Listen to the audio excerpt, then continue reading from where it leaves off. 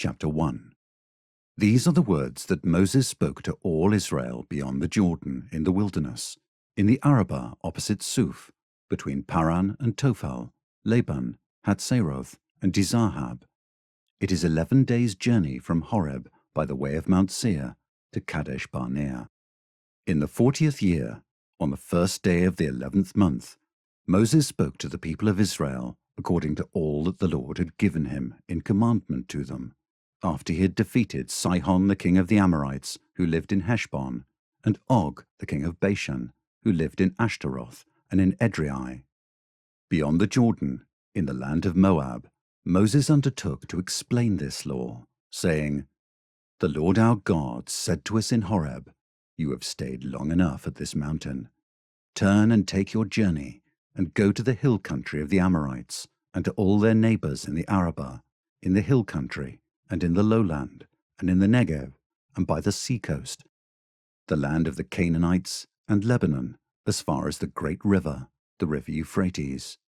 See, I have set the land before you.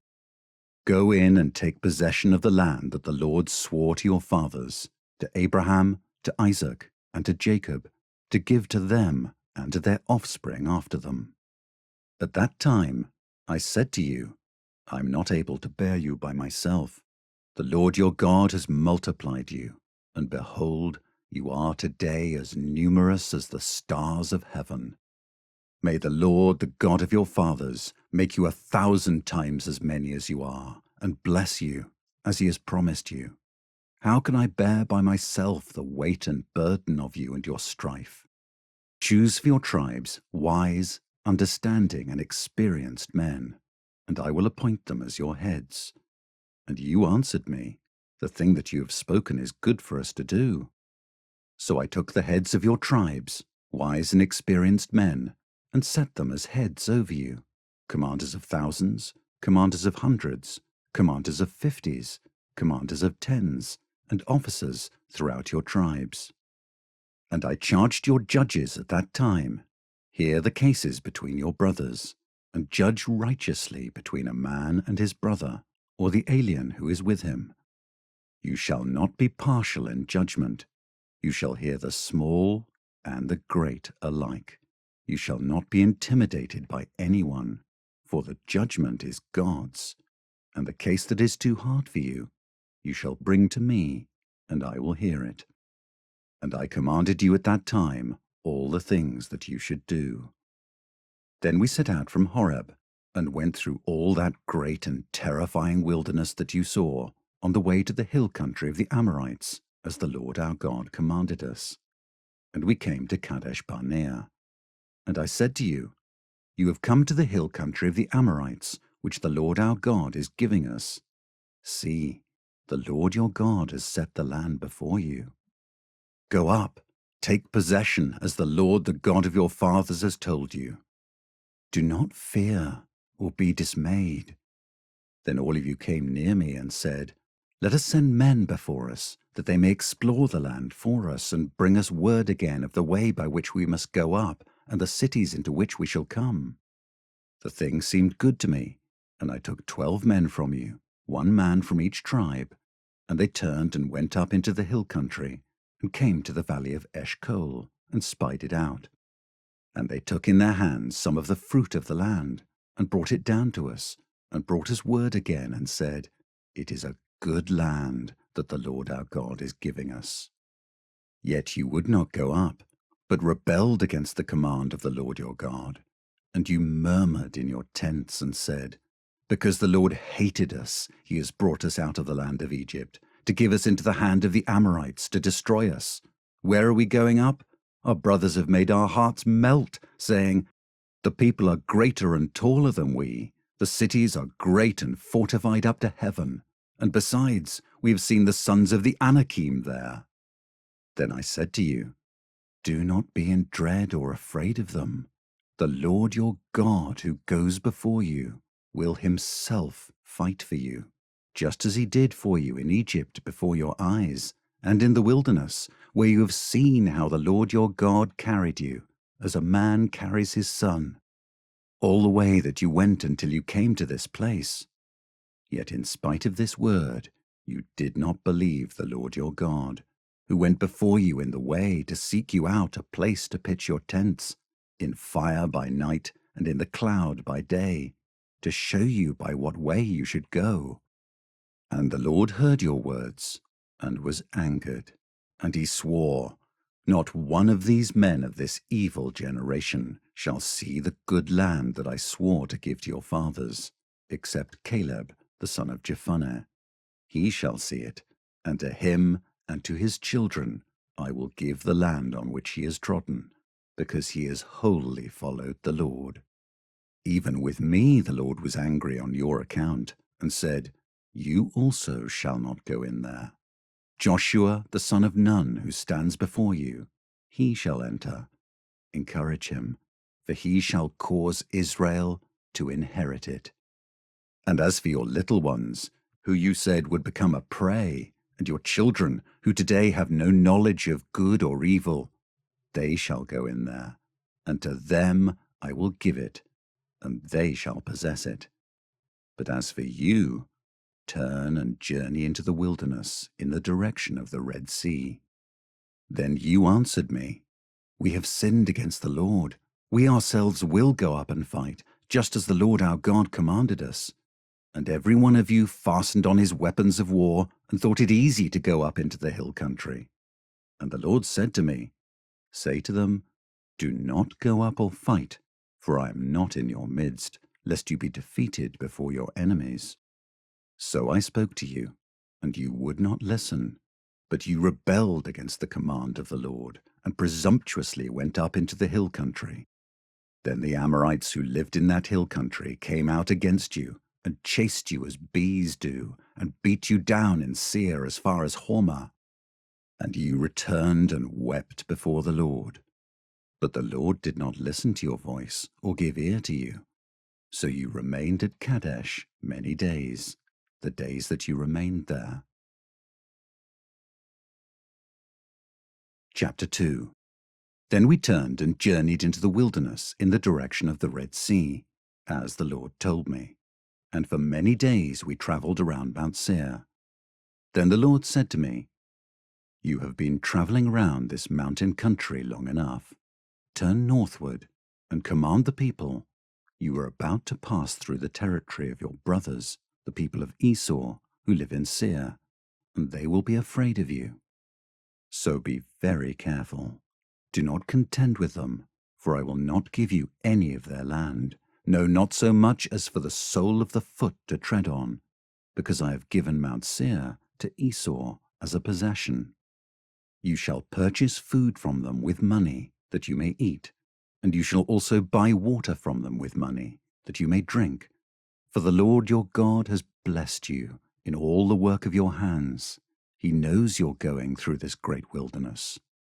These 40 years the Lord your God has been with you. You have lacked nothing." So we went on, away from our brothers, the people of Esau, who live in Seir, away from the Arabah road, from Elath and Ezion-Geber. And we turned and went in the direction of the wilderness of Moab. And the Lord said to me, "Do not harass Moab or contend with them in battle, for I will not give you any of their land for a possession, because I have given Ar to the people of Lot for a possession." The Amim formerly lived there, a people great and many, and tall as the Anakim. Like the Anakim, they are also counted as Rephaim, but the Moabites called them Amim. The Horites also lived in Seir formerly, but the people of Esau dispossessed them and destroyed them from before them, and settled in their place, as Israel did to the land of their possession, which the Lord gave to them. Now rise up and go over the brook Zered. So we went over the brook Zered, and the time from our leaving Kadesh Barnea until we crossed the brook Zered was 38 years, until the entire generation, that is, the men of war, had perished from the camp, as the Lord had sworn to them. For indeed the hand of the Lord was against them, to destroy them from the camp, until they had perished. So as soon as all the men of war had perished, and were dead from among the people, the Lord said to me, "Today You are to cross the border of Moab at Ar. And when you approach the territory of the people of Ammon, do not harass them or contend with them, for I will not give you any of the land of the people of Ammon as a possession, because I have given it to the sons of Lot for a possession. It is also counted as a land of Rephaim. Rephaim formerly lived there, but the Ammonites called them Zamzummim, a people great and many, and tall as the Anakim. But the Lord destroyed them before the Ammonites, and they dispossessed them and settled in their place, as he did for the people of Esau, who lived in Seir, when he destroyed the Horites before them, and they dispossessed them and settled in their place, even to this day. As for the Avim, who lived in villages as far as Gaza, the Caphtorim, who came from Caphtor, destroyed them and settled in their place. Rise up, set out on your journey, and go over the valley of the Arnon. Behold, I have given into your hand Sihon the Amorite, king of Heshbon, and his land. Begin to take possession, and contend with him in battle. This day I will begin to put the dread and fear of you on the peoples who are under the whole heaven, who shall hear the report of you, and shall tremble and be in anguish because of you. So I sent messengers from the wilderness of Kedemoth to Sihon the king of Heshbon with words of peace, saying, Let me pass through your land. I will go only by the road. I will turn aside neither to the right nor to the left. You shall sell me food for money, that I may eat, and give me water for money, that I may drink. Only let me pass through on foot, as the sons of Esau, who live in Seir, and the Moabites who live in Ar did for me, until I go over the Jordan into the land that the Lord our God is giving to us. But Sihon the king of Heshbon would not let us pass by him, for the Lord your God hardened his spirit, and made his heart obstinate, that he might give him into your hand, as he is this day. And the Lord said to me, Behold, I have begun to give Sihon and his land over to you. Begin to take possession, that you may occupy his land. Then Sihon came out against us, he and all his people, to battle at Jahaz. And the Lord our God gave him over to us, and we defeated him and his sons and all his people. And we captured all his cities at that time, and devoted to destruction every city, men, women, and children. We left no survivors. Only the livestock we took as spoil for ourselves, with the plunder of the cities that we captured. From Aroer, which is on the edge of the valley of the Arnon, and from the city that is in the valley, as far as Gilead, there was not a city too high for us. The Lord our God gave all into our hands.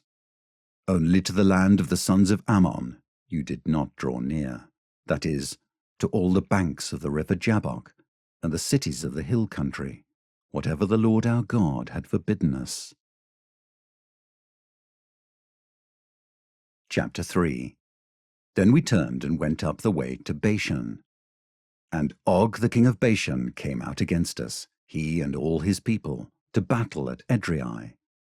But the Lord said to me, Do not fear him, for I have given him and all his people and his land into your hand, and you shall do to him as you did to Sihon the king of the Amorites, who lived at Heshbon. So the Lord our God gave into our hand Og also, the king of Bashan, and all his people, and we struck him down until he had no survivor left.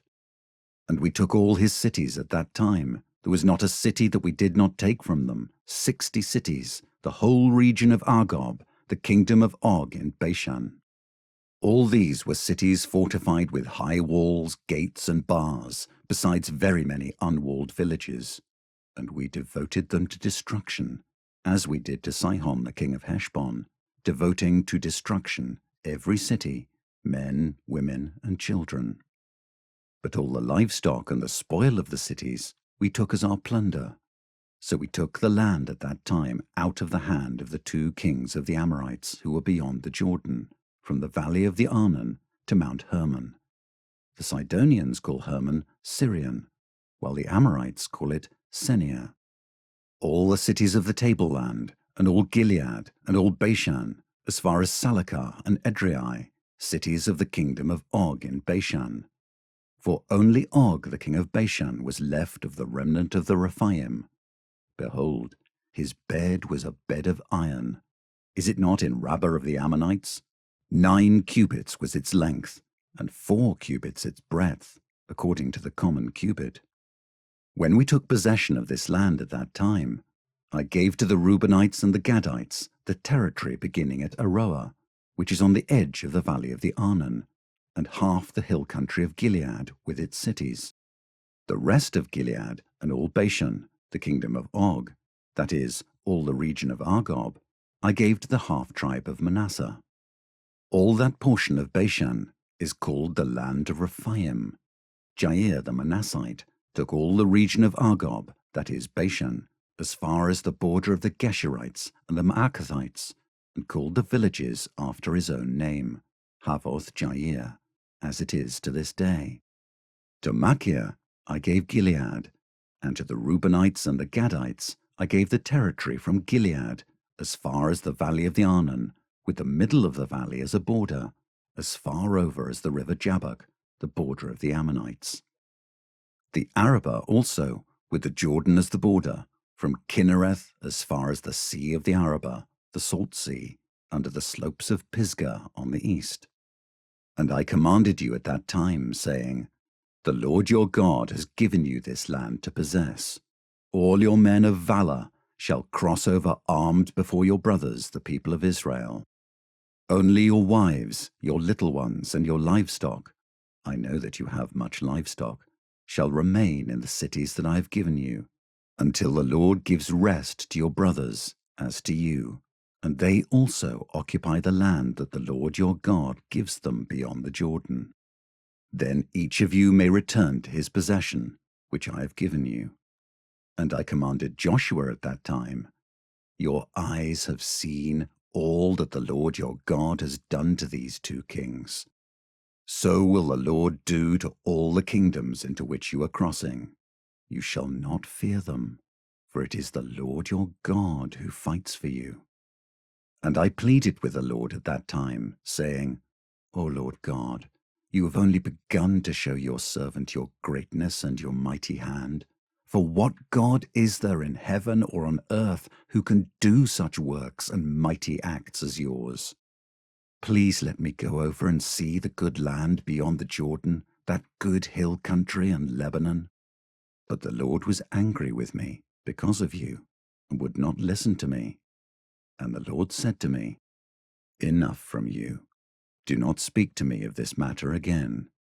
Go up to the top of Pisgah, and lift up your eyes westward, and northward, and southward, and eastward, and look at it with your eyes, for you shall not go over this Jordan. But charge Joshua, and encourage and strengthen him, for he shall go over at the head of this people, and he shall put them in possession of the land that you shall see. So we remained in the valley opposite Beth Peor. Chapter 4. And now, O Israel, listen to the statutes and the rules that I am teaching you, and do them, that you may live, and go in and take possession of the land that the Lord, the God of your fathers, is giving you. You shall not add to the word that I command you, nor take from it, that you may keep the commandments of the Lord your God, that I command you. Your eyes have seen what the Lord did at Baal Peor, for the Lord your God destroyed from among you all the men who followed the Baal of Peor. But you who held fast to the Lord your God are all alive today.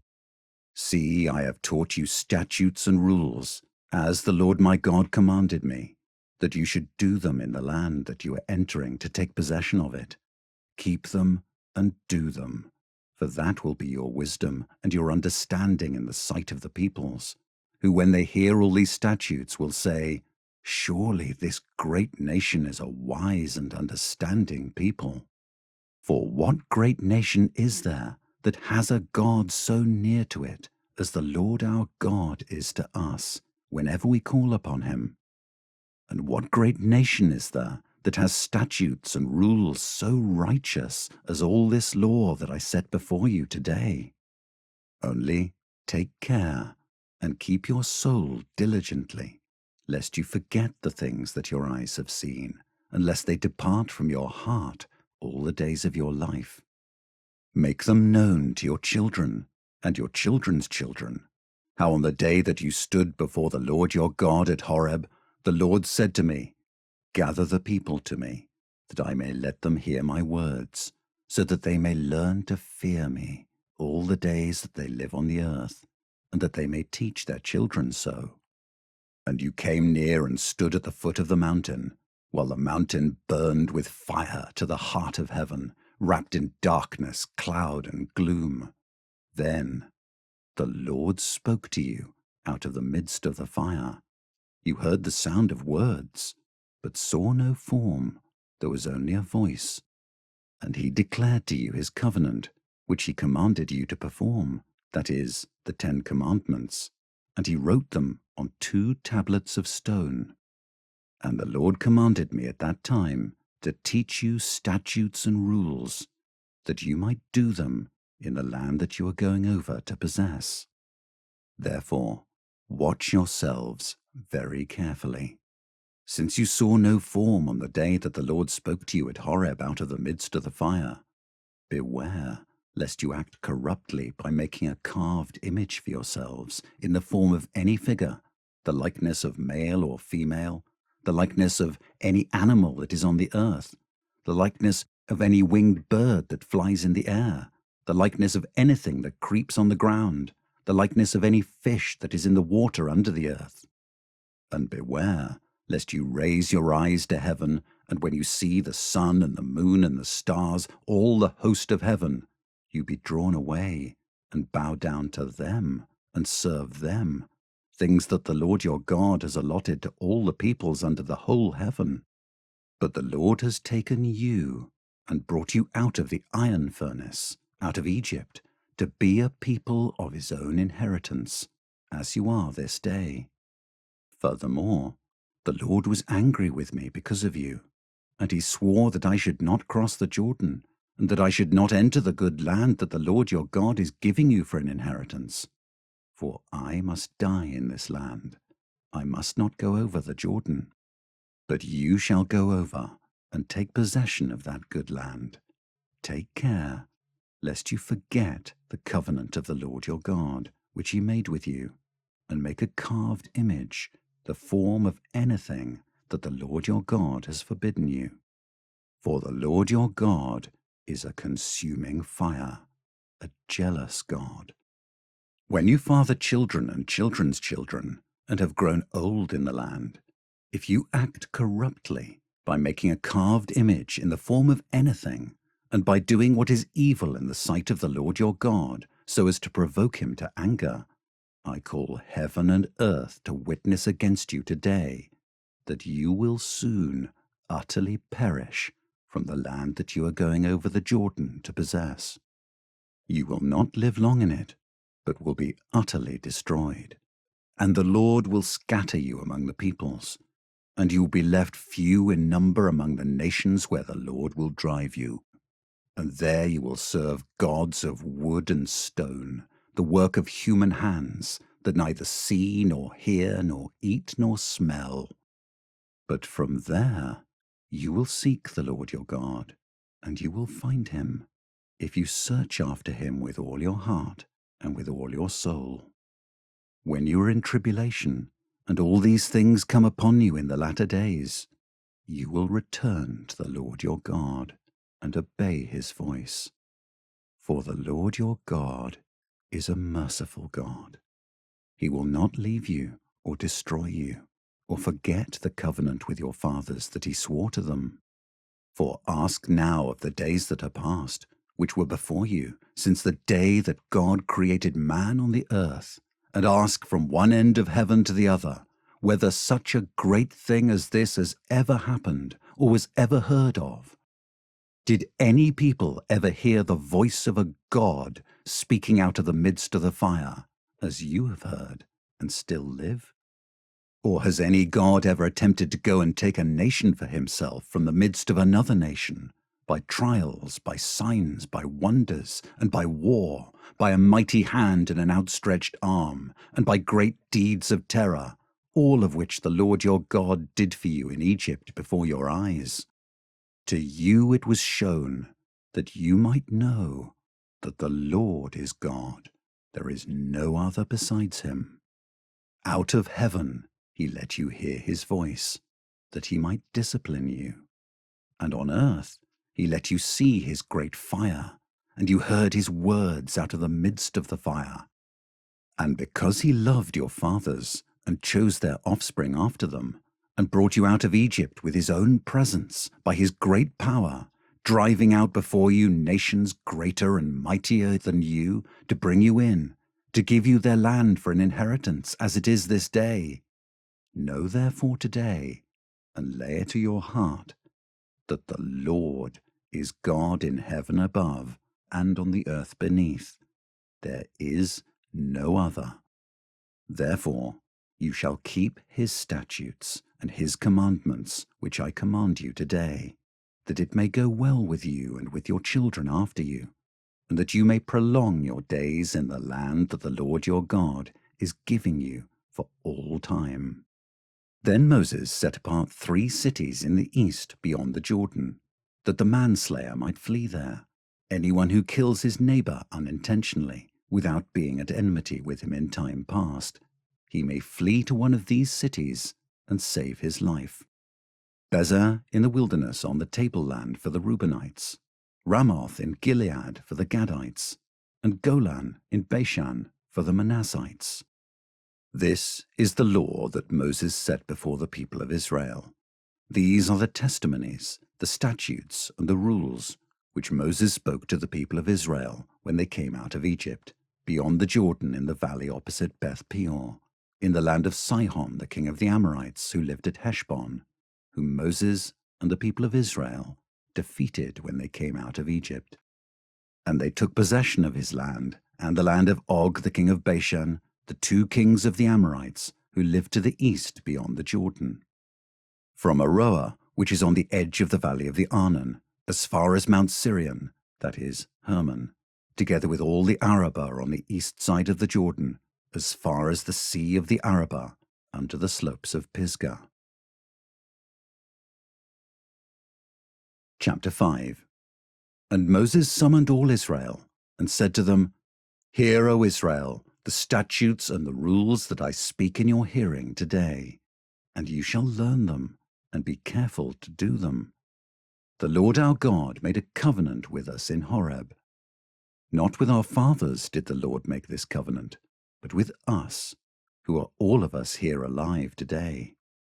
The Lord spoke with you face to face at the mountain, out of the midst of the fire, while I stood between the Lord and you at that time, to declare to you the word of the Lord. For you were afraid because of the fire, and you did not go up into the mountain. He said, I am the Lord your God, who brought you out of the land of Egypt, out of the house of slavery. You shall have no other gods before me. You shall not make for yourself a carved image, or any likeness of anything that is in heaven above, or that is on the earth beneath, or that is in the water under the earth. You shall not bow down to them or serve them, for I, the Lord your God, am a jealous God, visiting the iniquity of the fathers on the children, to the 3rd and 4th generation of those who hate me, but showing steadfast love to thousands of those who love me and keep my commandments. You shall not take the name of the Lord your God in vain, for the Lord will not hold him guiltless who takes his name in vain. Observe the Sabbath day, to keep it holy, as the Lord your God commanded you. 6 days you shall labor and do all your work, but the 7th day is a Sabbath to the Lord your God. On it you shall not do any work, you or your son or your daughter, or your male servant or your female servant, or your ox or your donkey, or any of your livestock, or the sojourner who is within your gates, that your male servant and your female servant may rest as well as you. You shall remember that you were a slave in the land of Egypt, and the Lord your God brought you out from there with a mighty hand and an outstretched arm. Therefore, the Lord your God commanded you to keep the Sabbath day. Honor your father and your mother, as the Lord your God commanded you, that your days may be long, and that it may go well with you in the land that the Lord your God is giving you. You shall not murder, and you shall not commit adultery, and you shall not steal, and you shall not bear false witness against your neighbor, and you shall not covet your neighbor's wife, and you shall not desire your neighbor's house, his field, or his male servant, or his female servant, his ox, or his donkey, or anything that is your neighbor's. These words the Lord spoke to all your assembly at the mountain out of the midst of the fire, the cloud, and the thick darkness, with a loud voice. And he added no more. And he wrote them on 2 tablets of stone, and gave them to me.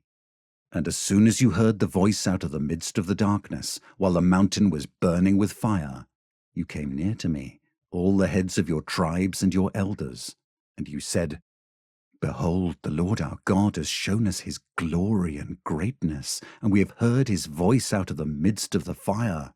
This day we have seen God speak with man, and man still live. Now therefore, why should we die? For this great fire will consume us. If we hear the voice of the Lord our God any more, we shall die. For who is there of all flesh that has heard the voice of the living God speaking out of the midst of fire as we have, and has still lived? Go near and hear all that the Lord our God will say, and speak to us all that the Lord our God will speak to you, and we will hear and do it. And the Lord heard your words when you spoke to me. And the Lord said to me, I have heard the words of this people, which they have spoken to you. They are right in all that they have spoken. Oh, that they had such a heart as this always, to fear me, and to keep all my commandments, that it might go well with them and with their descendants forever. Go and say to them, Return to your tents. But you, stand here by me, and I will tell you the whole commandment, and the statutes and the rules that you shall teach them, that they may do them in the land that I am giving them to possess. You shall be careful, therefore, to do as the Lord your God has commanded you. You shall not turn aside to the right hand or to the left. You shall walk in all the way that the Lord your God has commanded you, that you may live, and that it may go well with you, and that you may live long in the land that you shall possess. Chapter 6. Now this is the commandment, the statutes and the rules, that the Lord your God commanded me to teach you, that you may do them in the land to which you are going over, to possess it, that you may fear the Lord your God, you and your son and your son's son, by keeping all his statutes and his commandments, which I command you, all the days of your life, and that your days may be long. Hear therefore, O Israel, and be careful to do them, that it may go well with you, and that you may multiply greatly, as the Lord, the God of your fathers, has promised you, in a land flowing with milk and honey. Hear, O Israel, the Lord our God, the Lord is one. You shall love the Lord your God with all your heart, and with all your soul, and with all your might. And these words that I command you today shall be on your heart. You shall teach them diligently to your children, and shall talk of them when you sit in your house, and when you walk by the way, and when you lie down, and when you rise. You shall bind them as a sign on your hand, and they shall be as frontlets between your eyes. You shall write them on the doorposts of your house and on your gates. And when the Lord your God brings you into the land that he swore to your fathers, to Abraham, to Isaac, and to Jacob, to give you, with great and good cities that you did not build, and houses full of all good things that you did not fill, and cisterns that you did not dig, and vineyards and olive trees that you did not plant.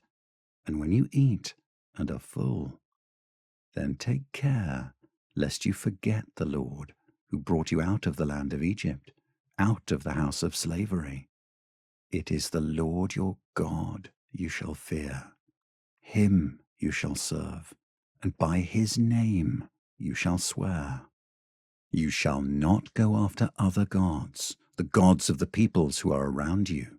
For the Lord your God in your midst is a jealous God, lest the anger of the Lord your God be kindled against you, and he destroy you from off the face of the earth. You shall not put the Lord your God to the test, as you tested him at Massah. You shall diligently keep the commandments of the Lord your God, and his testimonies and his statutes, which he has commanded you. And you shall do what is right and good in the sight of the Lord, that it may go well with you, and that you may go in and take possession of the good land that the Lord swore to give to your fathers, by thrusting out all your enemies from before you, as the Lord has promised. When your son asks you in time to come, what is the meaning of the testimonies and the statutes and the rules that the Lord our God has commanded you? Then you shall say to your son, we were Pharaoh's slaves in Egypt, and the Lord brought us out of Egypt with a mighty hand.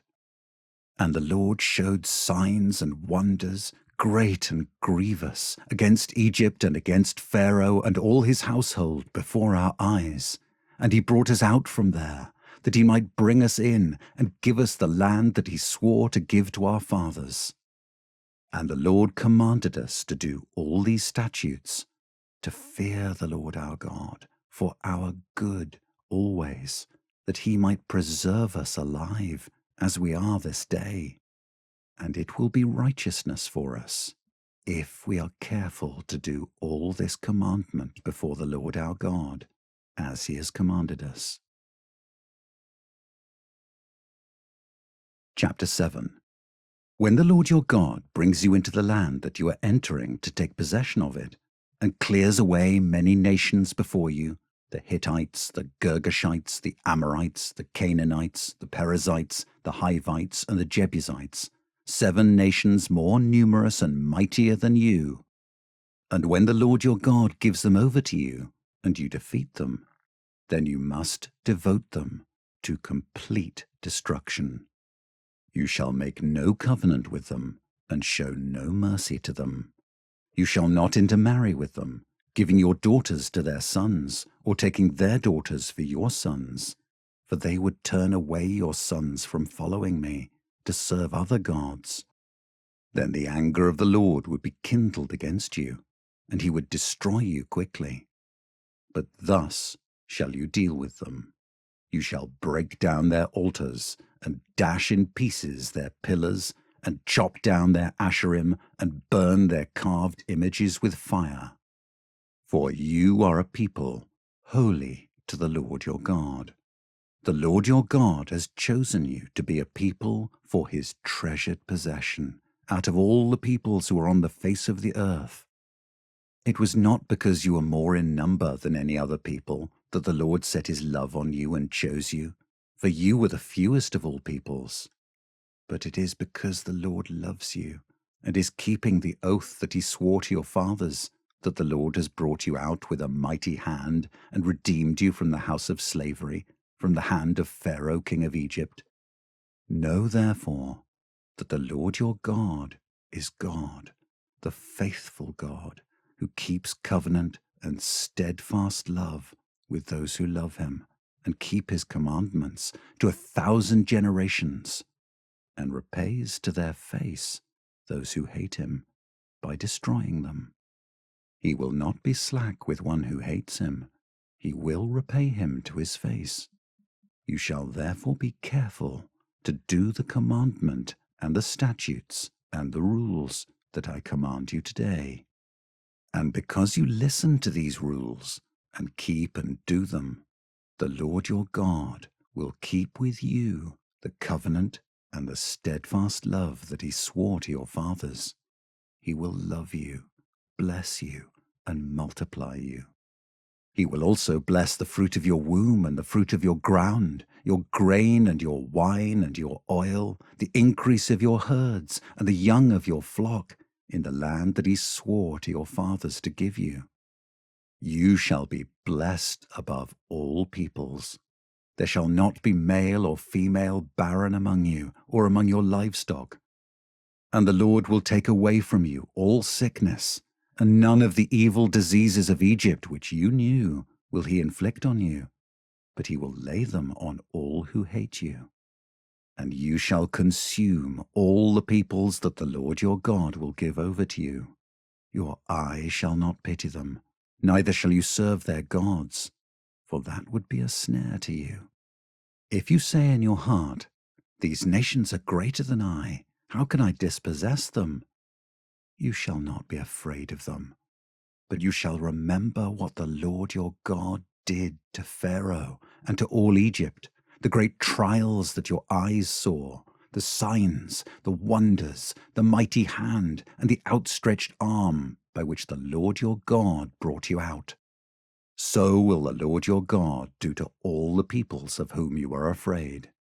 Moreover, the Lord your God will send hornets among them, until those who are left and hide themselves from you are destroyed.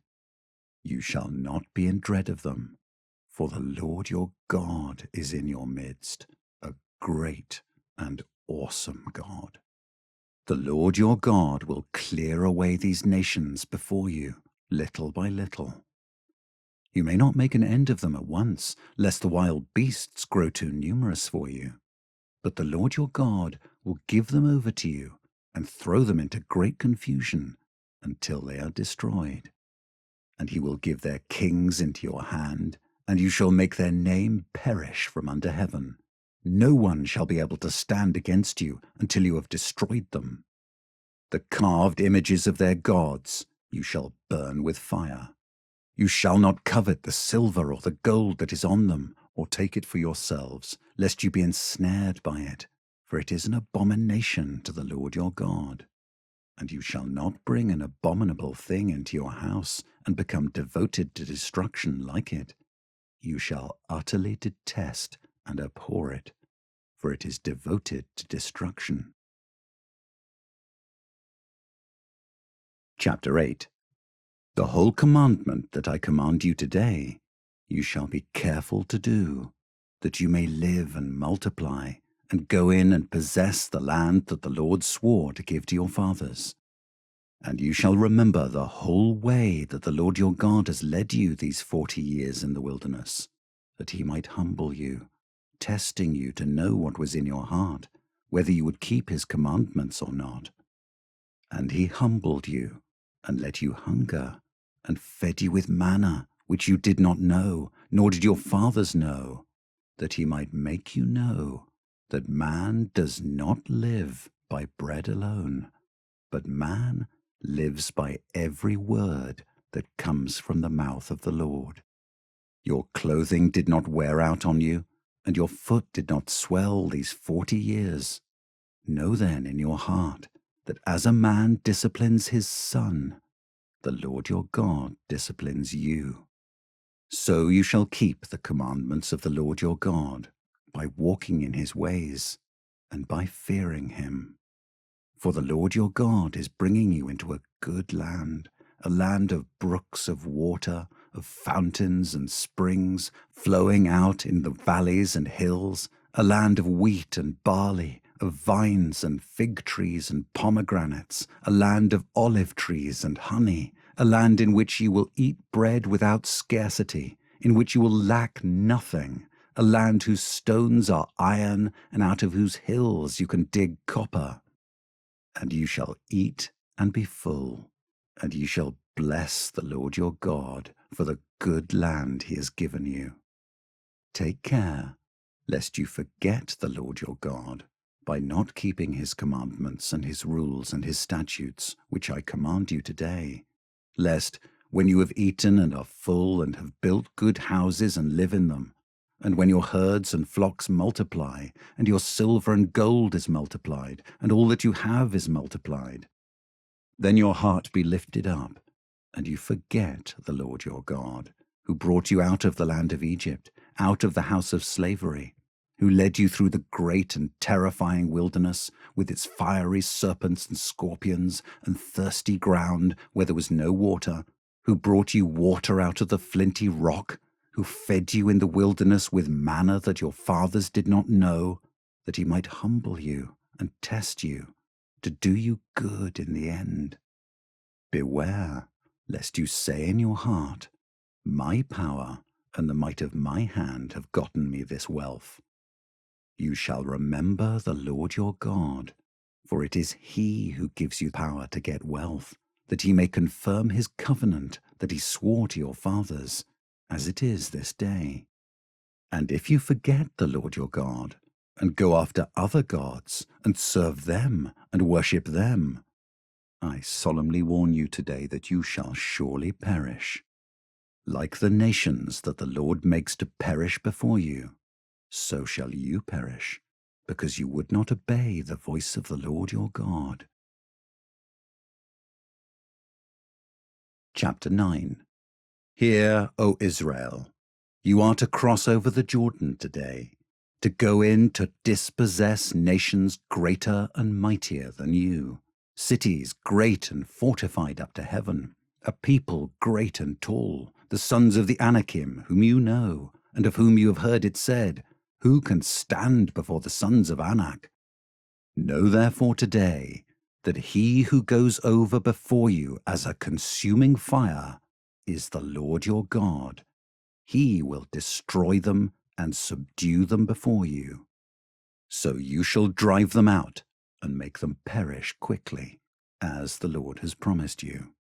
Do not say in your heart, after the Lord your God has thrust them out before you, it is because of my righteousness that the Lord has brought me in to possess this land. Whereas it is because of the wickedness of these nations that the Lord is driving them out before you. Not because of your righteousness or the uprightness of your heart are you going in to possess their land, but because of the wickedness of these nations, the Lord your God is driving them out from before you, and that he may confirm the word that the Lord swore to your fathers, to Abraham, to Isaac, and to Jacob. Know therefore that the Lord your God is not giving you this good land to possess because of your righteousness, for you are a stubborn people. Remember and do not forget how you provoked the Lord your God to wrath in the wilderness.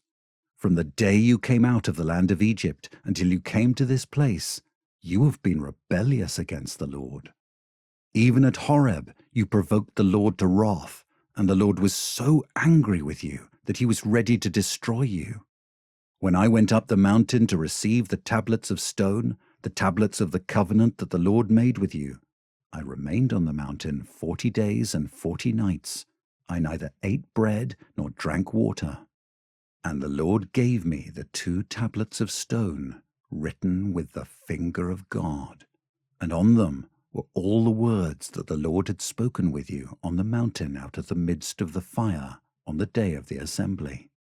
And at the end of 40 days and 40 nights, the Lord gave me the 2 tablets of stone, the tablets of the covenant. Then the Lord said to me, Arise, go down quickly from here, for your people whom you have brought from Egypt have acted corruptly. They have turned aside quickly out of the way that I commanded them. They have made themselves a metal image. Furthermore, the Lord said to me, I have seen this people, and behold, it is a stubborn people. Let me alone that I may destroy them and blot out their name from under heaven, and I will make of you a nation mightier and greater than they. So I turned and came down from the mountain, and the mountain was burning with fire, and the 2 tablets of the covenant were in my 2 hands. And I looked, and behold, you had sinned against the Lord your God. You had made yourselves a golden calf. You had turned aside quickly from the way that the Lord had commanded you.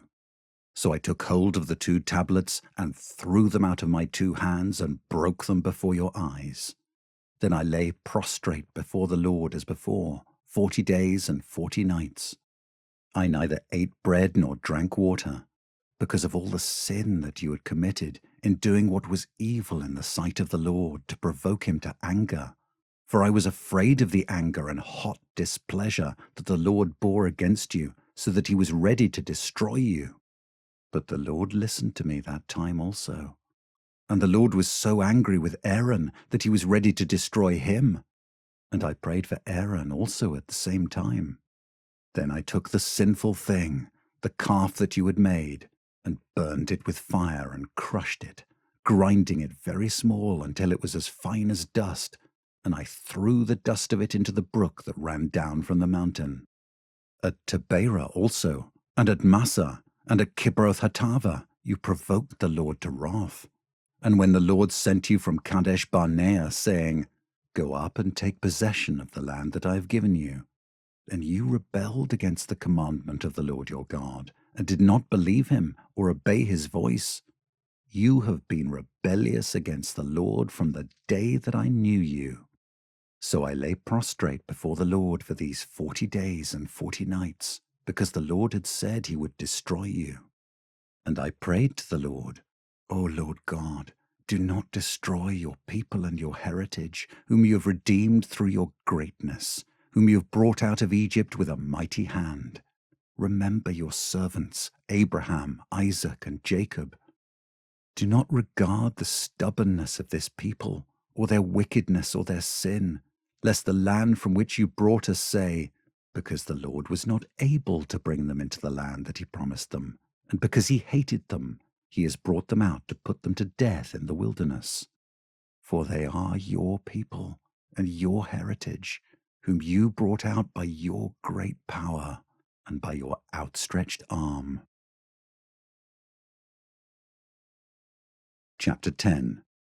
At that time the Lord said to me, Cut for yourself 2 tablets of stone like the first, and come up to me on the mountain, and make an ark of wood. And I will write on the tablets the words that were on the first tablets that you broke, and you shall put them in the ark. So I made an ark of acacia wood, and cut 2 tablets of stone like the first, and went up the mountain with the 2 tablets in my hand. And he wrote on the tablets, in the same writing as before, the 10 commandments that the Lord had spoken to you on the mountain out of the midst of the fire on the day of the assembly. And the Lord gave them to me. Then I turned and came down from the mountain, and put the tablets in the ark that I had made. And there they are, as the Lord commanded me. The people of Israel journeyed from Beeroth Bene Jaakan to Moserah. There Aaron died, and there he was buried, and his son Eleazar ministered as priest in his place.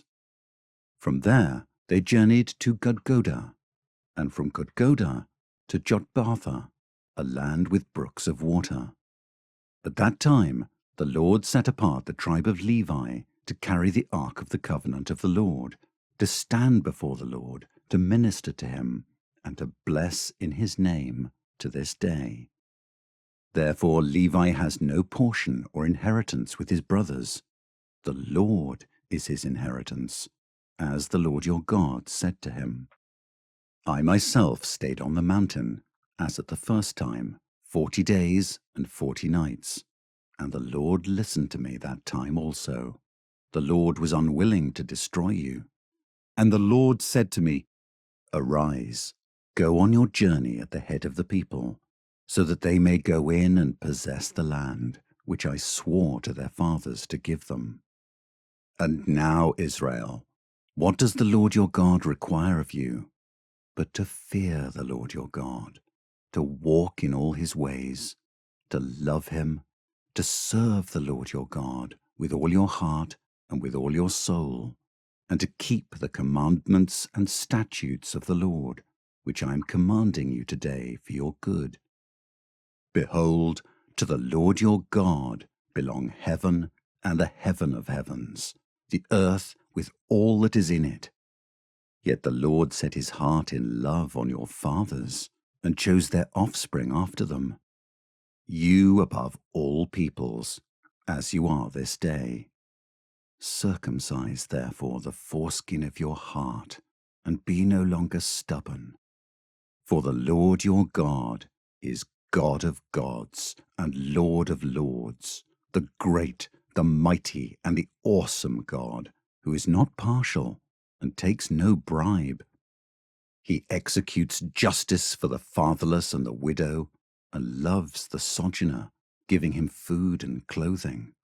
Love the sojourner, therefore, for you were sojourners in the land of Egypt. You shall fear the Lord your God.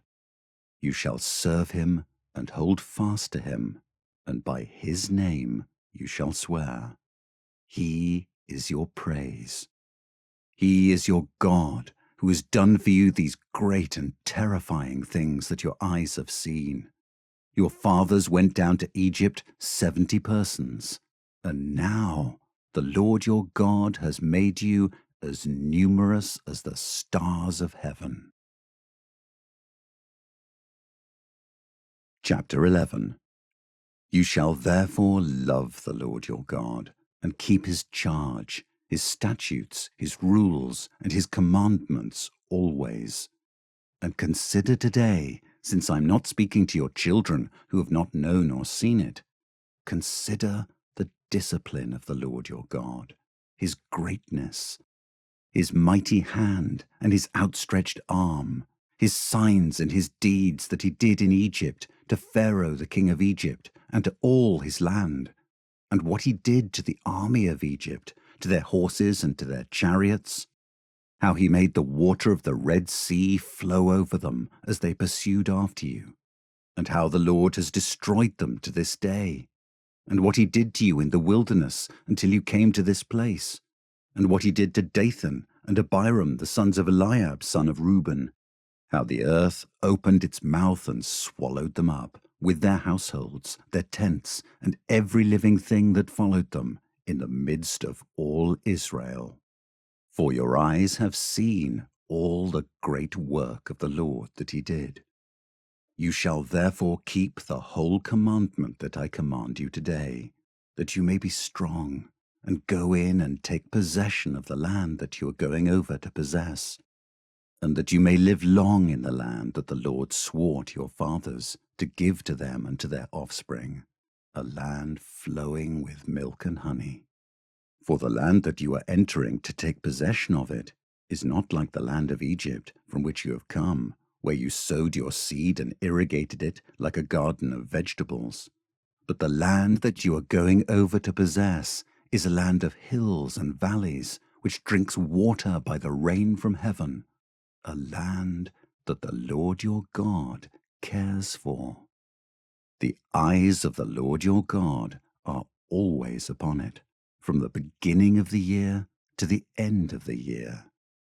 And if you will indeed obey my commandments that I command you today, to love the Lord your God, and to serve him with all your heart and with all your soul, he will give the rain for your land in its season, the early rain and the later rain, that you may gather in your grain and your wine and your oil. And he will give grass in your fields for your livestock, and you shall eat and be full. Take care lest your heart be deceived, and you turn aside and serve other gods and worship them. Then the anger of the Lord will be kindled against you, and he will shut up the heavens, so that there will be no rain, and the land will yield no fruit, and you will perish quickly off the good land that the Lord is giving you. You shall therefore lay up these words of mine in your heart and in your soul, and you shall bind them as a sign on your hand, and they shall be as frontlets between your eyes. You shall teach them to your children, talking of them when you are sitting in your house, and when you are walking by the way, and when you lie down, and when you rise. You shall write them on the doorposts of your house and on your gates, that your days and the days of your children may be multiplied in the land that the Lord swore to your fathers to give them, as long as the heavens are above the earth.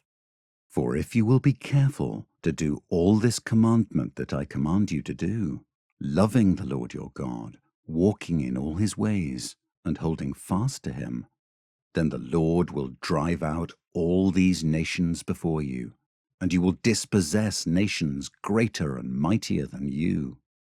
Every place on which the sole of your foot treads shall be yours. Your territory shall be from the wilderness to the Lebanon, and from the river Euphrates, to the western sea. No one shall be able to stand against you. The Lord your God will lay the fear of you and the dread of you on all the land that you shall tread, as he promised you. See, I am setting before you today a blessing and a curse. The blessing, if you obey the commandments of the Lord your God, which I command you today, and the curse, if you do not obey the commandments of the Lord your God, but turn aside from the way that I am commanding you today, to go after other gods that you have not known. And when the Lord your God brings you into the land that you are entering to take possession of it, you shall set the blessing on Mount Gerizim, and the curse on Mount Ebal. Are they not beyond the Jordan, west of the road, toward the going down of the sun, in the land of the Canaanites who live in the Arabah, opposite Gilgal, beside the oak of Moreh? For you are to cross over the Jordan, to go in to take possession of the land that the Lord your God is giving you.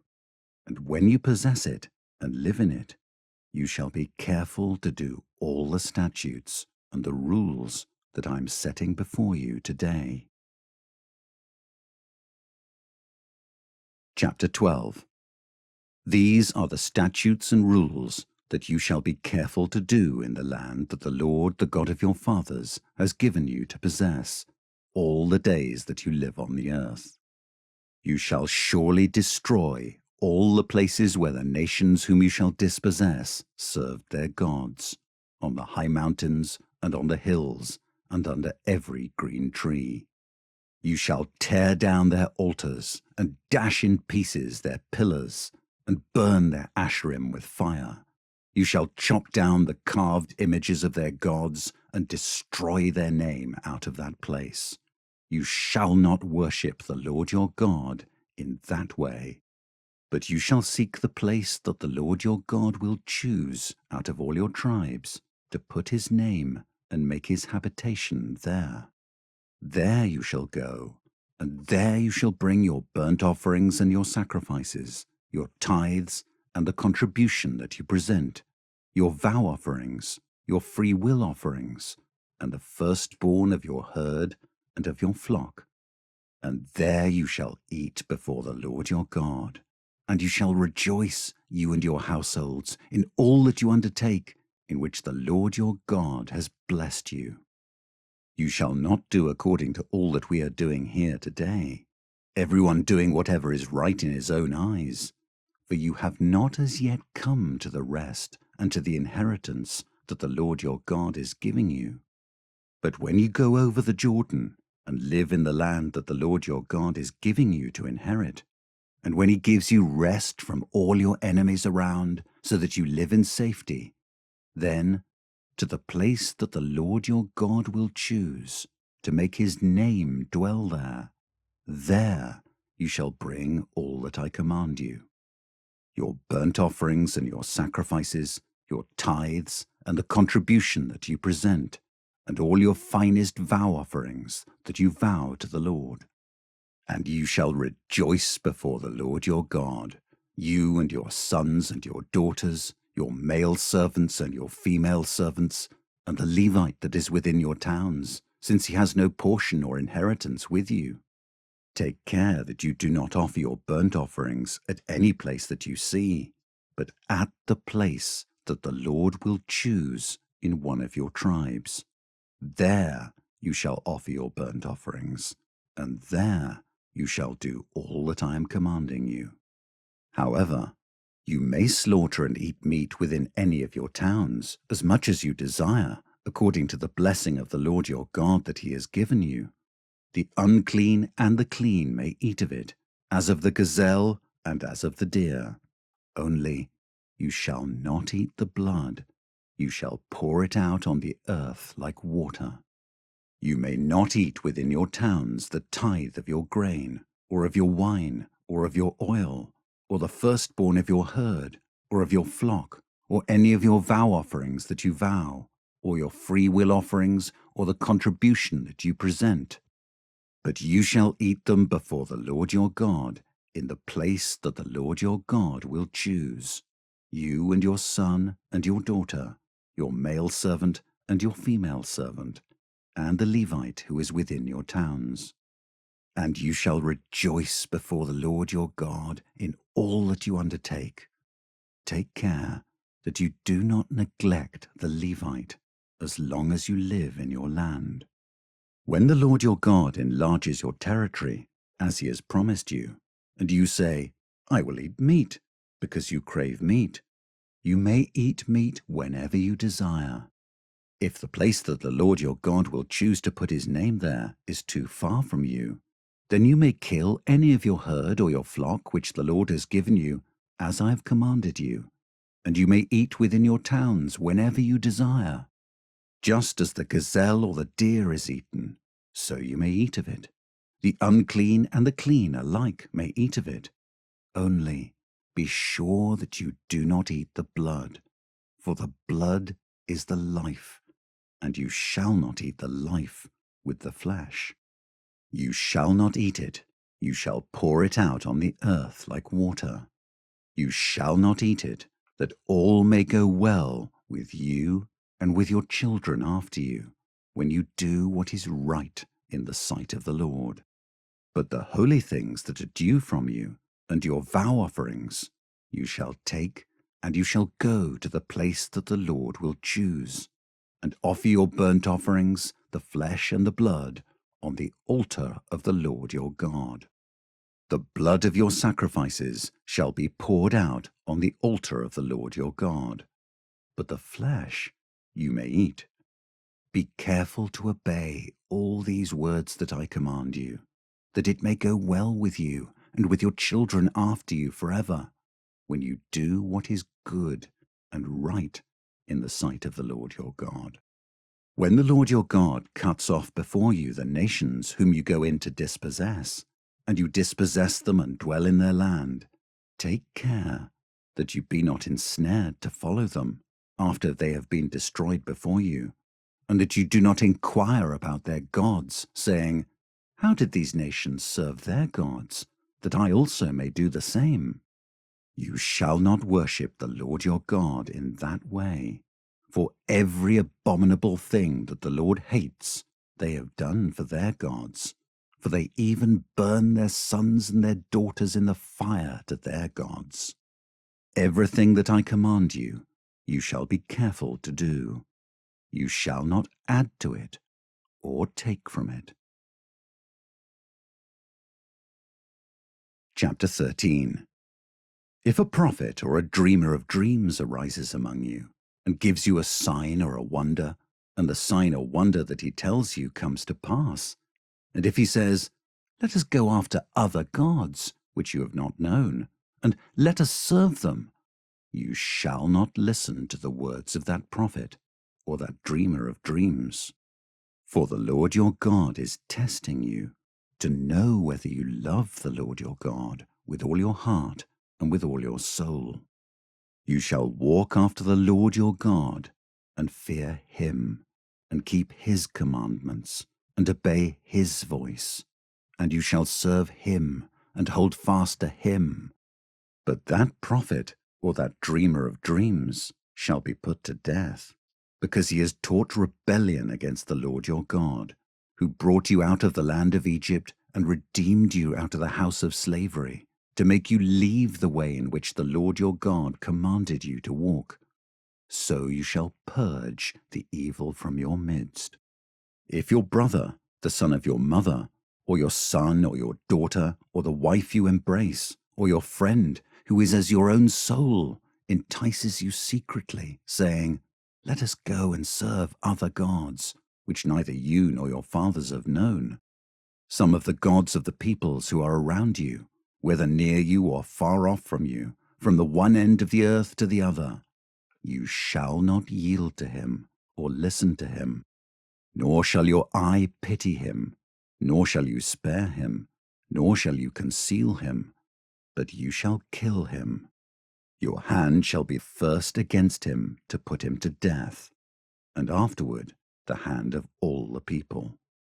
You shall stone him to death with stones, because he sought to draw you away from the Lord your God, who brought you out of the land of Egypt, out of the house of slavery.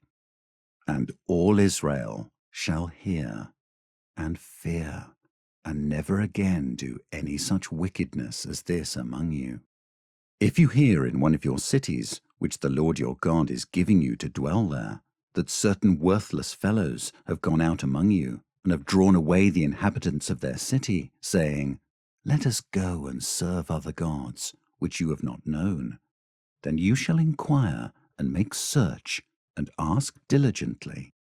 And behold, if it be true and certain that such an abomination has been done among you, you shall surely put the inhabitants of that city to the sword, devoting it to destruction, all who are in it and its cattle, with the edge of the sword. You shall gather all its spoil into the midst of its open square, and burn the city and all its spoil with fire, as a whole burnt offering to the Lord your God. It shall be a heap forever. It shall not be built again. None of the devoted things shall stick to your hand, that the Lord may turn from the fierceness of his anger, and show you mercy, and have compassion on you, and multiply you, as he swore to your fathers. If you obey the voice of the Lord your God, keeping all his commandments that I am commanding you today, and doing what is right in the sight of the Lord your God. Chapter 14. You are the sons of the Lord your God.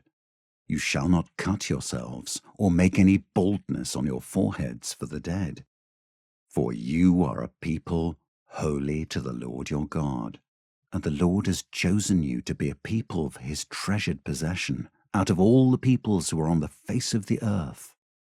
You shall not eat any abomination. These are the animals you may eat: the ox, the sheep, the goat, the deer, the gazelle, the roebuck, the wild goat, the ibex, the antelope, and the mountain sheep. Every animal that parts the hoof and has the hoof cloven in two, and chews the cud among the animals, you may eat. Yet of those that chew the cud or have the hoof cloven, you shall not eat these: the camel, the hare, and the rock badger, because they chew the cud, but do not part the hoof, are unclean for you. And the pig, because it parts the hoof but does not chew the cud, is unclean for you. Their flesh you shall not eat, and their carcasses you shall not touch.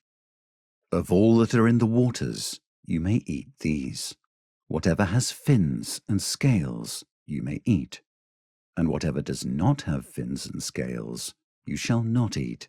It is unclean for you.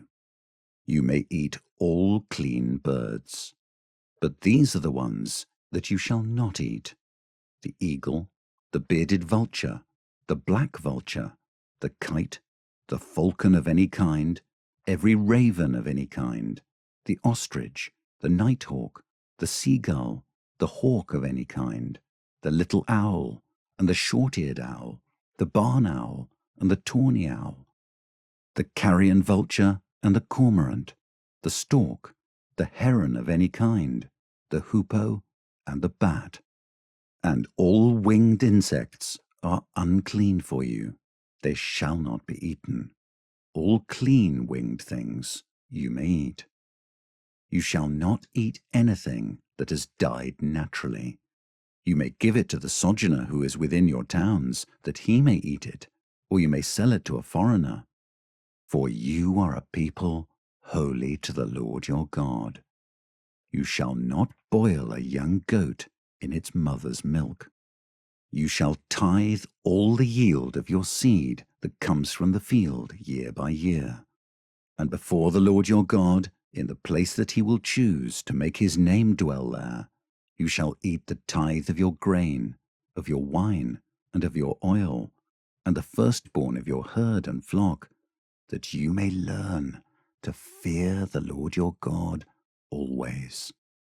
And if the way is too long for you, so that you are not able to carry the tithe when the Lord your God blesses you, because the place is too far from you, which the Lord your God chooses to set his name there, then you shall turn it into money, and bind up the money in your hand, and go to the place that the Lord your God chooses, and spend the money for whatever you desire, oxen or sheep or wine or strong drink, whatever your appetite craves. And you shall eat there before the Lord your God, and rejoice, you and your household. And you shall not neglect the Levite who is within your towns, for he has no portion or inheritance with you. At the end of every 3 years you shall bring out all the tithe of your produce in the same year, and lay it up within your towns. And the Levite, because he has no portion or inheritance with you, and the sojourner, the fatherless, and the widow who are within your towns, shall come and eat and be filled, that the Lord your God may bless you in all the work of your hands that you do. Chapter 15. At the end of every 7 years you shall grant a release, and this is the manner of the release. Every creditor shall release what he has lent to his neighbor. He shall not exact it of his neighbor, his brother, because the Lord's release has been proclaimed. Of a foreigner you may exact it, but whatever of yours is with your brother, your hand shall release. But there will be no poor among you. For the Lord will bless you in the land that the Lord your God is giving you for an inheritance to possess, if only you will strictly obey the voice of the Lord your God, being careful to do all this commandment that I command you today. For the Lord your God will bless you, as he promised you, and you shall lend to many nations, but you shall not borrow, and you shall rule over many nations, but they shall not rule over you. If among you one of your brothers should become poor in any of your towns within your land that the Lord your God is giving you, you shall not harden your heart or shut your hand against your poor brother, but you shall open your hand to him and lend him sufficient for his need, whatever it may be. Take care lest there be an unworthy thought in your heart, and you say, "The 7th year, the year of release, is near," and your eye look grudgingly on your poor brother, and you give him nothing, and he cry to the Lord against you, and you be guilty of sin.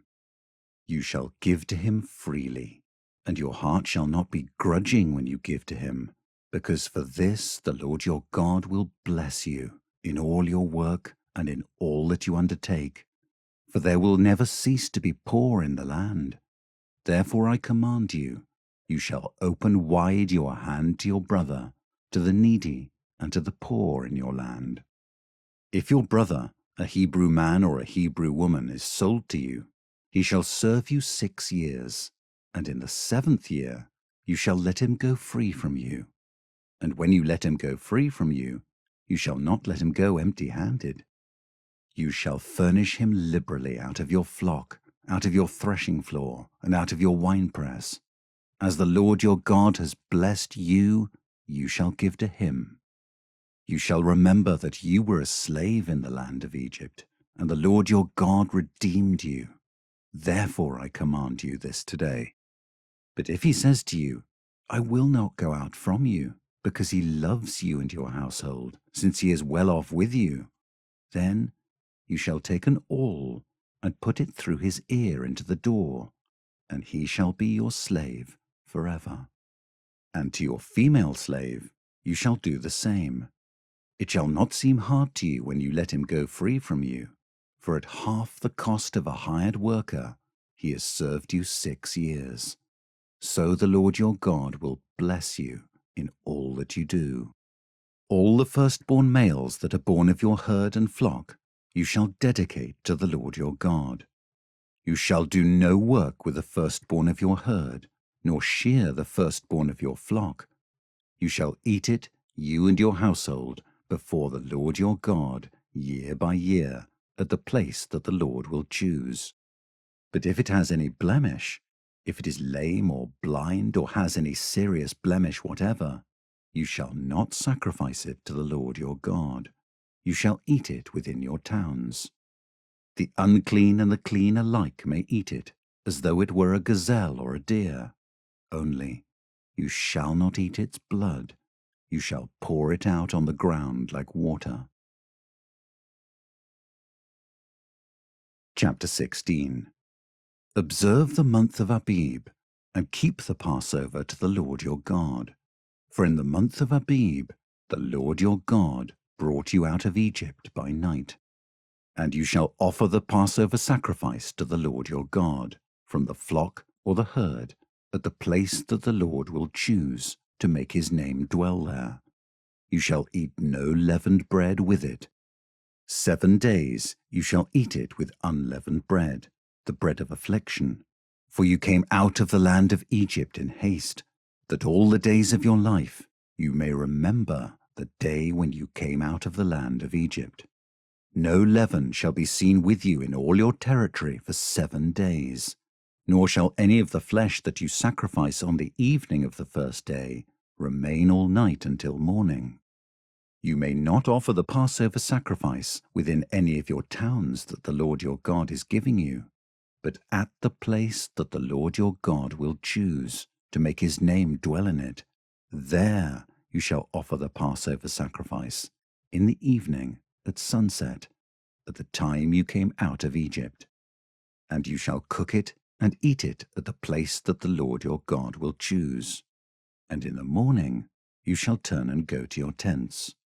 For 6 days you shall eat unleavened bread, and on the 7th day there shall be a solemn assembly to the Lord your God. You shall do no work on it. You shall count 7 weeks. Begin to count the 7 weeks from the time the sickle is first put to the standing grain. Then you shall keep the Feast of Weeks to the Lord your God, with the tribute of a free will offering from your hand, which you shall give as the Lord your God blesses you. And you shall rejoice before the Lord your God, you and your son and your daughter, your male servant and your female servant, the Levite who is within your towns, the sojourner, the fatherless, and the widow who are among you, at the place that the Lord your God will choose to make his name dwell there. You shall remember that you were a slave in Egypt, and you shall be careful to observe these statutes. You shall keep the Feast of Booths 7 days, when you have gathered in the produce from your threshing floor and your winepress. You shall rejoice in your feast, you and your son and your daughter, your male servant and your female servant, the Levite, the sojourner, the fatherless, and the widow who are within your towns. For 7 days you shall keep the feast to the Lord your God, at the place that the Lord will choose, because the Lord your God will bless you in all your produce and in all the work of your hands, so that you will be altogether joyful. 3 times a year all your males shall appear before the Lord your God at the place that he will choose, at the Feast of Unleavened Bread, at the Feast of Weeks, and at the Feast of Booths. They shall not appear before the Lord empty-handed. Every man shall give as he is able, according to the blessing of the Lord your God that he has given you. You shall appoint judges and officers in all your towns that the Lord your God is giving you, according to your tribes, and they shall judge the people with righteous judgment. You shall not pervert justice. You shall not show partiality, and you shall not accept a bribe, for a bribe blinds the eyes of the wise and subverts the cause of the righteous. Justice, and only justice, you shall follow, that you may live and inherit the land that the Lord your God is giving you. You shall not plant any tree as an Asherah beside the altar of the Lord your God that you shall make, and you shall not set up a pillar which the Lord your God hates. Chapter 17. You shall not sacrifice to the Lord your God an ox or a sheep in which is a blemish, any defect whatever, for that is an abomination to the Lord your God. If there is found among you, within any of your towns that the Lord your God is giving you, a man or woman who does what is evil in the sight of the Lord your God, in transgressing his covenant, and has gone and served other gods and worshipped them, or the sun or the moon, or any of the host of heaven, which I have forbidden, and it is told you, and you hear of it, then you shall inquire diligently.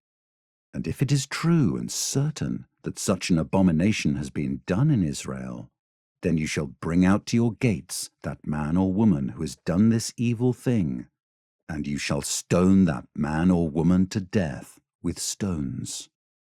On the evidence of 2 witnesses or of 3 witnesses, the one who is to die shall be put to death.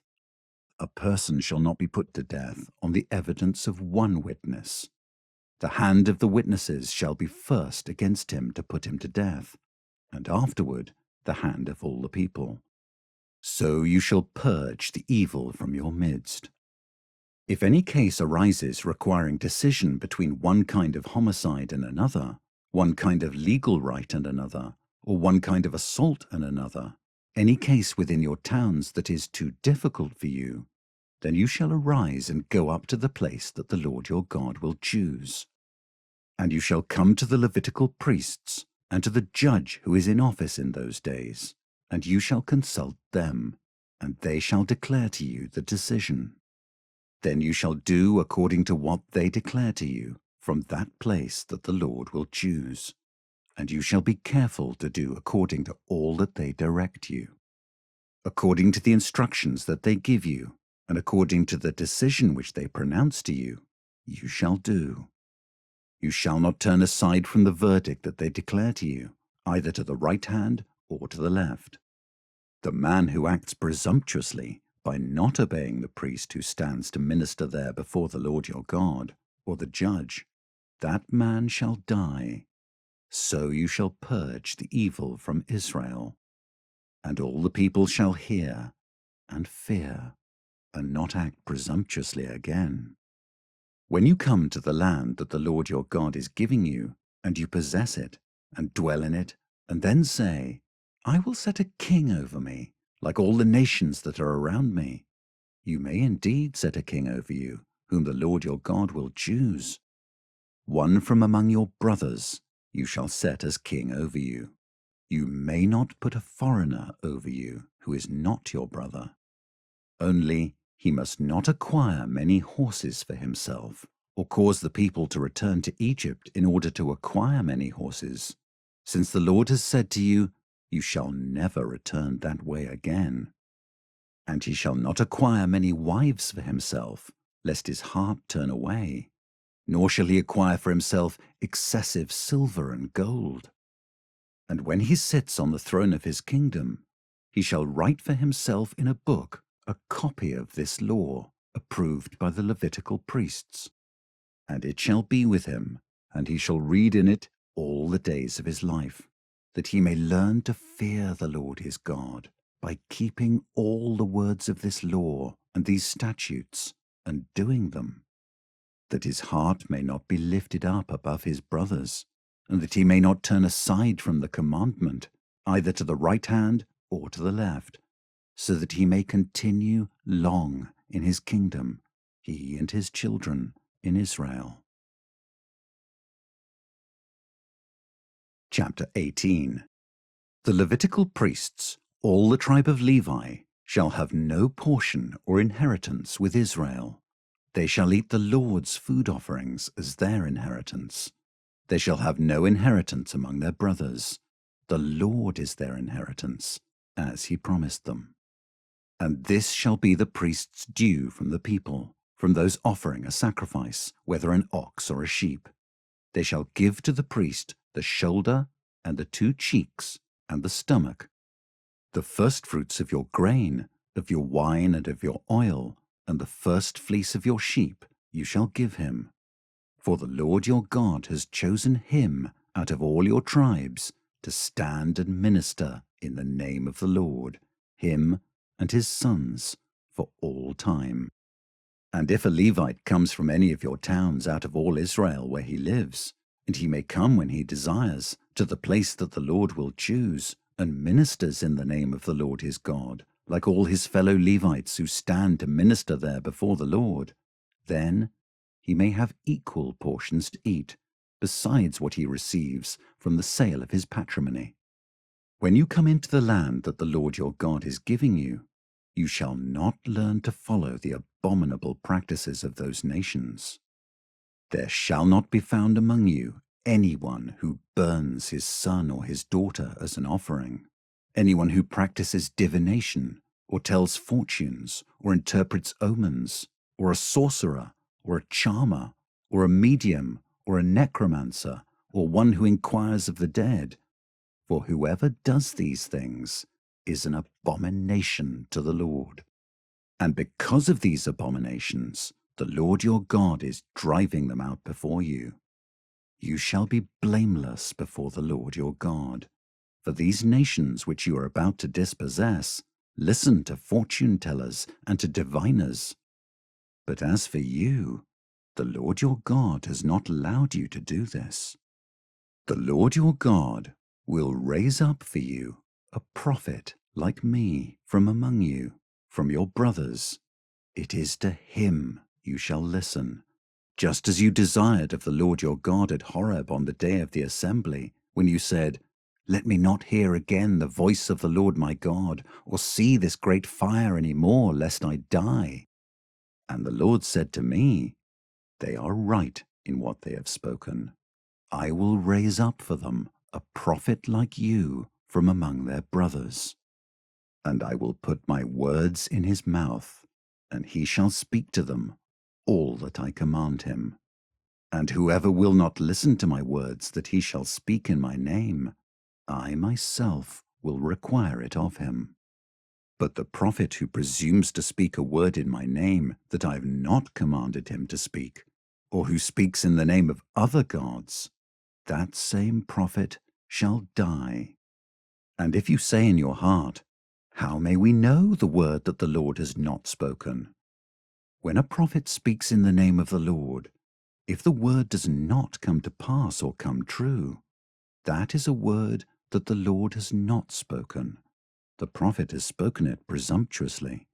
You need not be afraid of him. Chapter 19.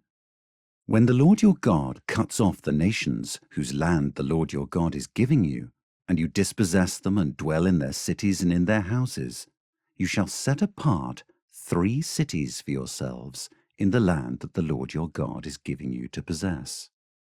You shall measure the distances and divide into 3 parts the area of the land that the Lord your God gives you as a possession, so that any manslayer can flee to them. This is the provision for the manslayer, who by fleeing there may save his life. If anyone kills his neighbor unintentionally, without having hated him in the past, as when someone goes into the forest with his neighbor to cut wood, and his hand swings the axe to cut down a tree, and the head slips from the handle and strikes his neighbor so that he dies, he may flee to one of these cities and live. Lest the avenger of blood in hot anger pursue the manslayer and overtake him, because the way is long, and strike him fatally, though the man did not deserve to die, since he had not hated his neighbor in the past. Therefore I command you, you shall set apart 3 cities. And if the Lord your God enlarges your territory, as he has sworn to your fathers, and gives you all the land that he promised to give to your fathers, provided you are careful to keep all this commandment which I command you today, by loving the Lord your God, and by walking ever in his ways, then you shall add 3 other cities to these 3, lest innocent blood be shed in your land that the Lord your God is giving you for an inheritance, and so the guilt of bloodshed be upon you. But if anyone hates his neighbor and lies in wait for him, and attacks him and strikes him fatally so that he dies, and he flees into one of these cities, then the elders of his city shall send and take him from there, and hand him over to the avenger of blood, so that he may die. Your eye shall not pity him, but you shall purge the guilt of innocent blood from Israel, so that it may be well with you. You shall not move your neighbor's landmark, which the men of old have set, in the inheritance that you will hold in the land that the Lord your God is giving you to possess. A single witness shall not suffice against a person for any crime or for any wrong in connection with any offense that he has committed. Only on the evidence of 2 witnesses or of 3 witnesses shall a charge be established. If a malicious witness arises to accuse a person of wrongdoing, then both parties to the dispute shall appear before the Lord, before the priests and the judges who are in office in those days. The judges shall inquire diligently, and if the witness is a false witness and has accused his brother falsely, then you shall do to him as he had meant to do to his brother. So you shall purge the evil from your midst. And the rest shall hear and fear, and shall never again commit any such evil among you. Your eye shall not pity. It shall be life for life, eye for eye, tooth for tooth, hand for hand, foot for foot. Chapter 20. When you go out to war against your enemies, and see horses and chariots and an army larger than your own, you shall not be afraid of them, for the Lord your God is with you, who brought you up out of the land of Egypt. And when you draw near to the battle, the priest shall come forward and speak to the people, and shall say to them, Hear, O Israel, today you are drawing near for battle against your enemies. Let not your heart faint. Do not fear or panic, or be in dread of them, for the Lord your God is he who goes with you to fight for you against your enemies, to give you the victory. Then the officers shall speak to the people, saying, Is there any man who has built a new house and has not dedicated it? Let him go back to his house, lest he die in the battle, and another man dedicate it. And is there any man who has planted a vineyard and has not enjoyed its fruit? Let him go back to his house, lest he die in the battle, and another man enjoy its fruit. And is there any man who has betrothed a wife, and has not taken her? Let him go back to his house, lest he die in the battle, and another man take her. And the officers shall speak further to the people, and say, Is there any man who is fearful and faint-hearted? Let him go back to his house, lest he make the hearts of his fellows melt like his own. And when the officers have finished speaking to the people, then commanders shall be appointed at the head of the people. When you draw near to a city to fight against it, offer terms of peace to it. And if it responds to you peaceably, and it opens to you, then all the people who are found in it shall do forced labor for you, and shall serve you. But if it makes no peace with you, but makes war against you, then you shall besiege it. And when the Lord your God gives it into your hand, you shall put all its males to the sword.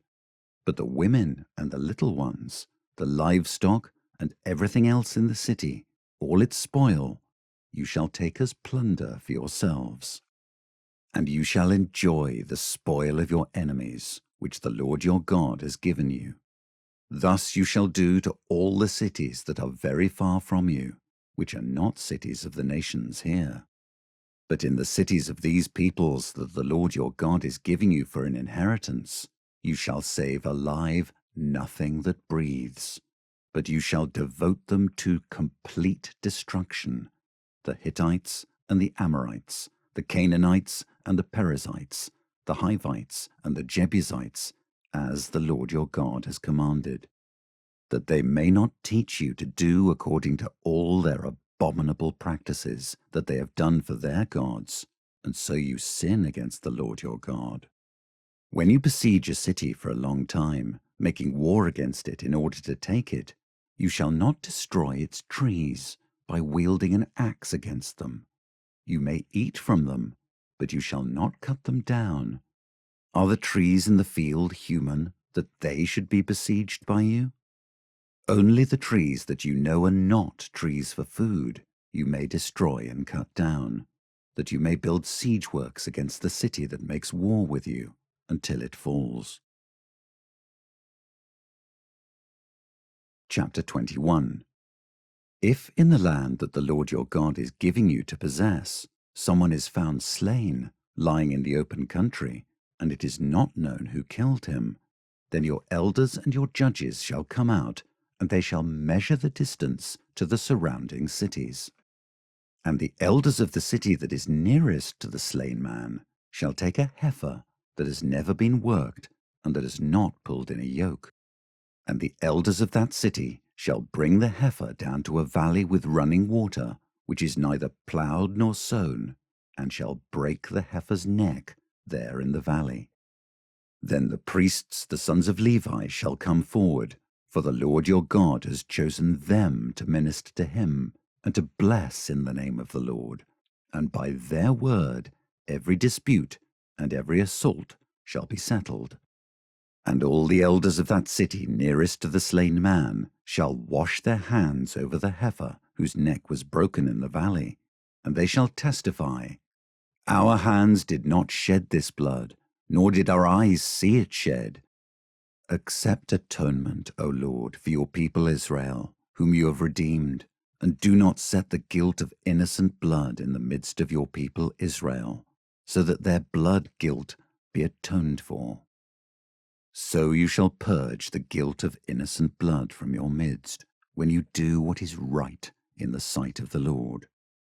When you go out to war against your enemies, and the Lord your God gives them into your hand, and you take them captive, and you see among the captives a beautiful woman, and you desire to take her to be your wife, and you bring her home to your house, she shall shave her head and pare her nails. And she shall take off the clothes in which she was captured, and shall remain in your house, and lament her father and her mother a full month. After that you may go into her and be her husband, and she shall be your wife. But if you no longer delight in her, you shall let her go where she wants. But you shall not sell her for money, nor shall you treat her as a slave, since you have humiliated her. If a man has 2 wives, the one loved and the other unloved, and both the loved and the unloved have borne him children, and if the firstborn son belongs to the unloved, then on the day when he assigns his possessions as an inheritance to his sons, he may not treat the son of the loved as the firstborn in preference to the son of the unloved, who is the firstborn. But he shall acknowledge the firstborn, the son of the unloved, by giving him a double portion of all that he has. For he is the firstfruits of his strength. The right of the firstborn is his. If a man has a stubborn and rebellious son, who will not obey the voice of his father or the voice of his mother, and though they discipline him, will not listen to them, then his father and his mother shall take hold of him and bring him out to the elders of his city at the gate of the place where he lives, and they shall say to the elders of his city, This our son is stubborn and rebellious. He will not obey our voice. He is a glutton and a drunkard. Then all the men of the city shall stone him to death with stones. So you shall purge the evil from your midst, and all Israel shall hear and fear. And if a man has committed a crime punishable by death, and he is put to death, and you hang him on a tree, his body shall not remain all night on the tree, but you shall bury him the same day. For a hanged man is cursed by God. You shall not defile your land that the Lord your God is giving you for an inheritance. Chapter 22. You shall not see your brother's ox or his sheep going astray and ignore them. You shall take them back to your brother. And if he does not live near you, and you do not know who he is, you shall bring it home to your house, and it shall stay with you until your brother seeks it. Then you shall restore it to him. And you shall do the same with his donkey, or with his garment, or with any lost thing of your brother's, which he loses and you find. You may not ignore it. You shall not see your brother's donkey or his ox fallen down by the way and ignore them. You shall help him to lift them up again. A woman shall not wear a man's garment, nor shall a man put on a woman's cloak, for whoever does these things is an abomination to the Lord your God. If you come across a bird's nest in any tree or on the ground with young ones or eggs, and the mother sitting on the young or on the eggs, you shall not take the mother with the young. You shall let the mother go, but the young you may take for yourself, that it may go well with you, and that you may live long. When you build a new house, you shall make a parapet for your roof, that you may not bring the guilt of blood upon your house if anyone should fall from it. You shall not sow your vineyard with two kinds of seed, lest the whole yield be forfeited, the crop that you have sown and the yield of the vineyard. You shall not plough with an ox and a donkey together. You shall not wear cloth of wool and linen mixed together. You shall make yourself tassels on the four corners of the garment with which you cover yourself. If any man takes a wife and goes into her and then hates her and accuses her of misconduct and brings a bad name upon her, saying, I took this woman, and when I came near her, I did not find in her evidence of virginity, then the father of the young woman and her mother shall take and bring out the evidence of her virginity to the elders of the city in the gate. And the father of the young woman shall say to the elders, I gave my daughter to this man to marry, and he hates her. And behold, he has accused her of misconduct, saying, I did not find in your daughter evidence of virginity. And yet this is the evidence of my daughter's virginity. And they shall spread the cloak before the elders of the city. Then the elders of that city shall take the man and whip him, and they shall fine him 100 shekels of silver, and give them to the father of the young woman, because he has brought a bad name upon a virgin of Israel.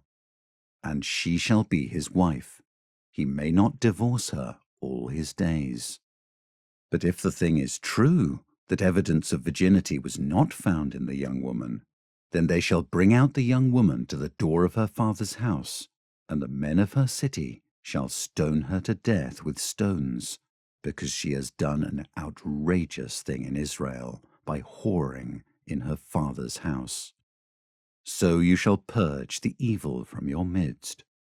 If a man is found lying with the wife of another man, both of them shall die, the man who lay with the woman and the woman.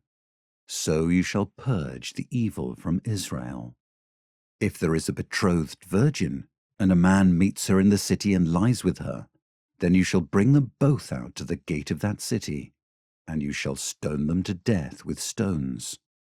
The young woman, because she did not cry for help, though she was in the city, and the man, because he violated his neighbor's wife. So you shall purge the evil from your midst. But if in the open country a man meets a young woman who is betrothed, and the man seizes her and lies with her, then only the man who lay with her shall die.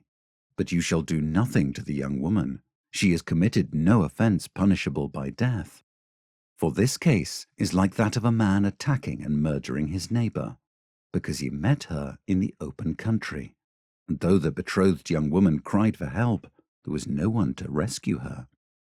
If a man meets a virgin who is not betrothed, and seizes her and lies with her, and they are found, then the man who lay with her shall give to the father of the young woman 50 shekels of silver, and she shall be his wife, because he has violated her. He may not divorce her all his days. A man shall not take his father's wife, so that he does not uncover his father's nakedness. Chapter 23. No one whose testicles are crushed or whose male organ is cut off shall enter the assembly of the Lord. No one born of a forbidden union may enter the assembly of the Lord. Even to the 10th generation, none of his descendants may enter the assembly of the Lord. No Ammonite or Moabite may enter the assembly of the Lord.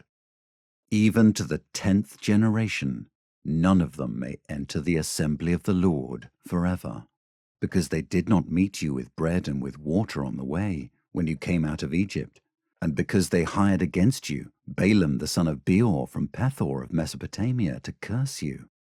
But the Lord your God would not listen to Balaam. Instead, the Lord your God turned the curse into a blessing for you, because the Lord your God loved you. You shall not seek their peace or their prosperity all your days forever. You shall not abhor an Edomite, for he is your brother. You shall not abhor an Egyptian, because you were a sojourner in his land. Children born to them in the 3rd generation may enter the assembly of the Lord. When you are encamped against your enemies, then you shall keep yourself from every evil thing. If any man among you becomes unclean because of a nocturnal emission, then he shall go outside the camp. He shall not come inside the camp, but when evening comes, he shall bathe himself in water, and as the sun sets, he may come inside the camp. You shall have a place outside the camp, and you shall go out to it. And you shall have a trowel with your tools, and when you sit down outside, you shall dig a hole with it, and turn back, and cover up your excrement. Because the Lord your God walks in the midst of your camp, to deliver you, and to give up your enemies before you. Therefore, your camp must be holy, so that he may not see anything indecent among you, and turn away from you. You shall not give up to his master a slave who has escaped from his master to you. He shall dwell with you in your midst, in the place that he shall choose within one of your towns, wherever it suits him. You shall not wrong him. None of the daughters of Israel shall be a cult prostitute, and none of the sons of Israel shall be a cult prostitute. You shall not bring the fee of a prostitute or the wages of a dog into the house of the Lord your God in payment for any vow, for both of these are an abomination to the Lord your God. You shall not charge interest on loans to your brother, interest on money, interest on food, interest on anything that is lent for interest. You may charge a foreigner interest, but you may not charge your brother interest. That the Lord your God may bless you in all that you undertake, in the land that you are entering to take possession of it.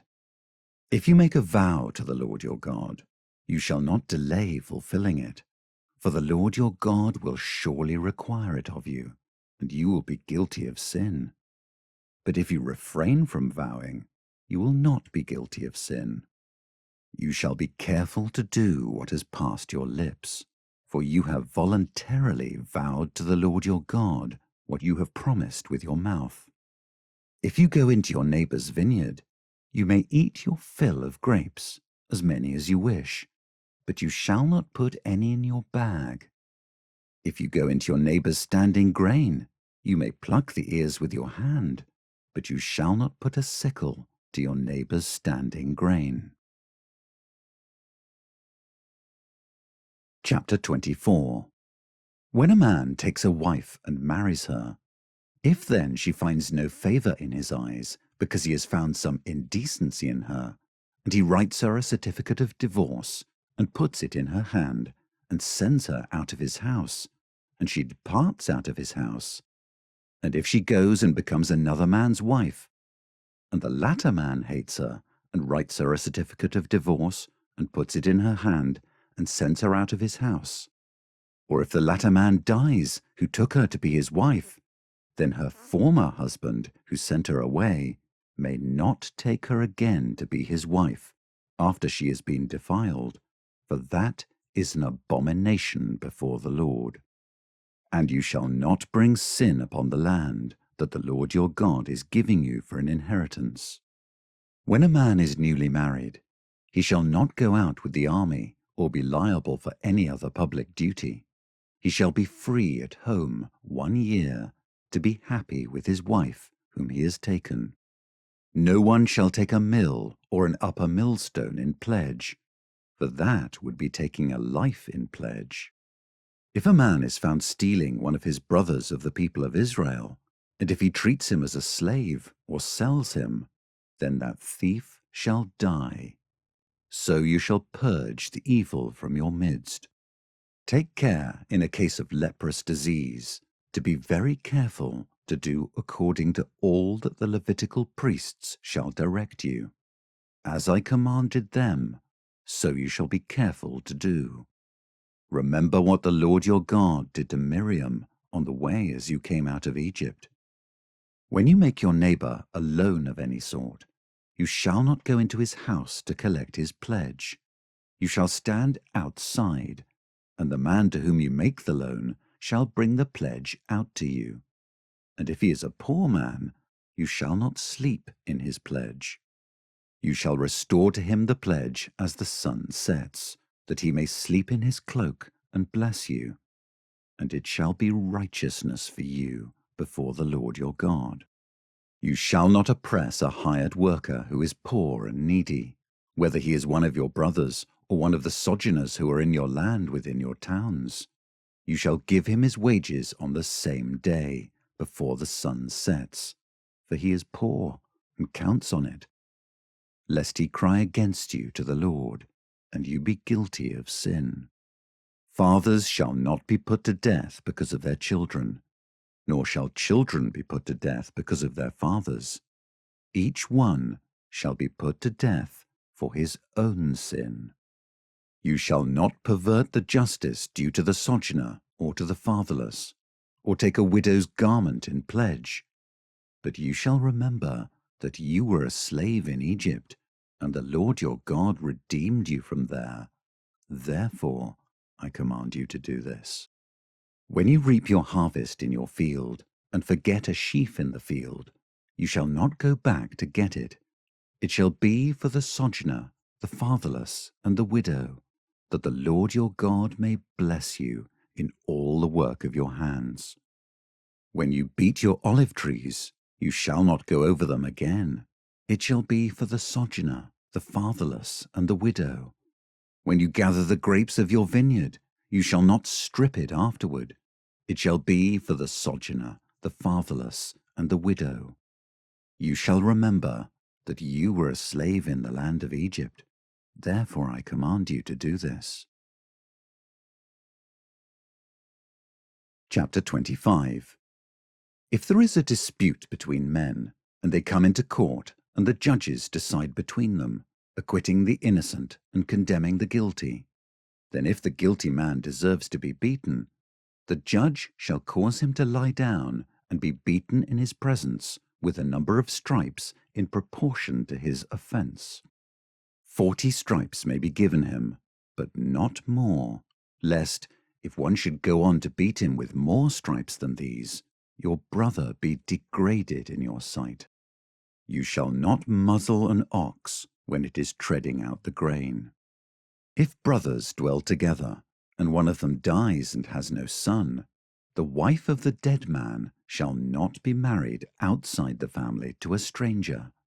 Her husband's brother shall go into her and take her as his wife, and perform the duty of a husband's brother to her. And the first son whom she bears shall succeed to the name of his dead brother, that his name may not be blotted out of Israel. And if the man does not wish to take his brother's wife, then his brother's wife shall go up to the gate to the elders and say, My husband's brother refuses to perpetuate his brother's name in Israel. He will not perform the duty of a husband's brother to me. Then the elders of his city shall call him and speak to him. And if he persists, saying, I do not wish to take her, Then his brother's wife shall go up to him in the presence of the elders, and pull his sandal off his foot, and spit in his face. And she shall answer and say, So shall it be done to the man who does not build up his brother's house. And the name of his house shall be called in Israel, the house of him who had his sandal pulled off. When men fight with one another, and the wife of the one draws near to rescue her husband from the hand of him who is beating him, and puts out her hand and seizes him by the private parts, then you shall cut off her hand. Your eye shall have no pity. You shall not have in your bag 2 kinds of weights, a large and a small. You shall not have in your house 2 kinds of measures, a large and a small. A full and fair weight you shall have, a full and fair measure you shall have, that your days may be long in the land that the Lord your God is giving you. For all who do such things, all who act dishonestly, are an abomination to the Lord your God. Remember what Amalek did to you on the way as you came out of Egypt, how he attacked you on the way when you were faint and weary, and cut off your tail, those who were lagging behind you, and he did not fear God. Therefore, when the Lord your God has given you rest from all your enemies around you, in the land that the Lord your God is giving you for an inheritance to possess, you shall blot out the memory of Amalek from under heaven. You shall not forget. Chapter 26. When you come into the land that the Lord your God is giving you for an inheritance, and have taken possession of it, and live in it, you shall take some of the first of all the fruit of the ground, which you harvest from your land that the Lord your God is giving you, and you shall put it in a basket, and you shall go to the place that the Lord your God will choose to make his name to dwell there. And you shall go to the priest who is in office at that time, and say to him, I declare today to the Lord your God that I have come into the land that the Lord swore to our fathers to give us. Then the priest shall take the basket from your hand and set it down before the altar of the Lord your God. And you shall make response before the Lord your God. A wandering Aramean was my father, and he went down into Egypt and sojourned there, few in number, and there he became a nation, great, mighty, and populous. And the Egyptians treated us harshly, and humiliated us, and laid on us hard labor. Then we cried to the Lord, the God of our fathers, and the Lord heard our voice and saw our affliction, our toil, and our oppression. And the Lord brought us out of Egypt with a mighty hand and an outstretched arm, with great deeds of terror, with signs and wonders. And he brought us into this place and gave us this land, a land flowing with milk and honey. And behold, now I bring the first of the fruit of the ground, which you, O Lord, have given me. And you shall set it down before the Lord your God, and worship before the Lord your God.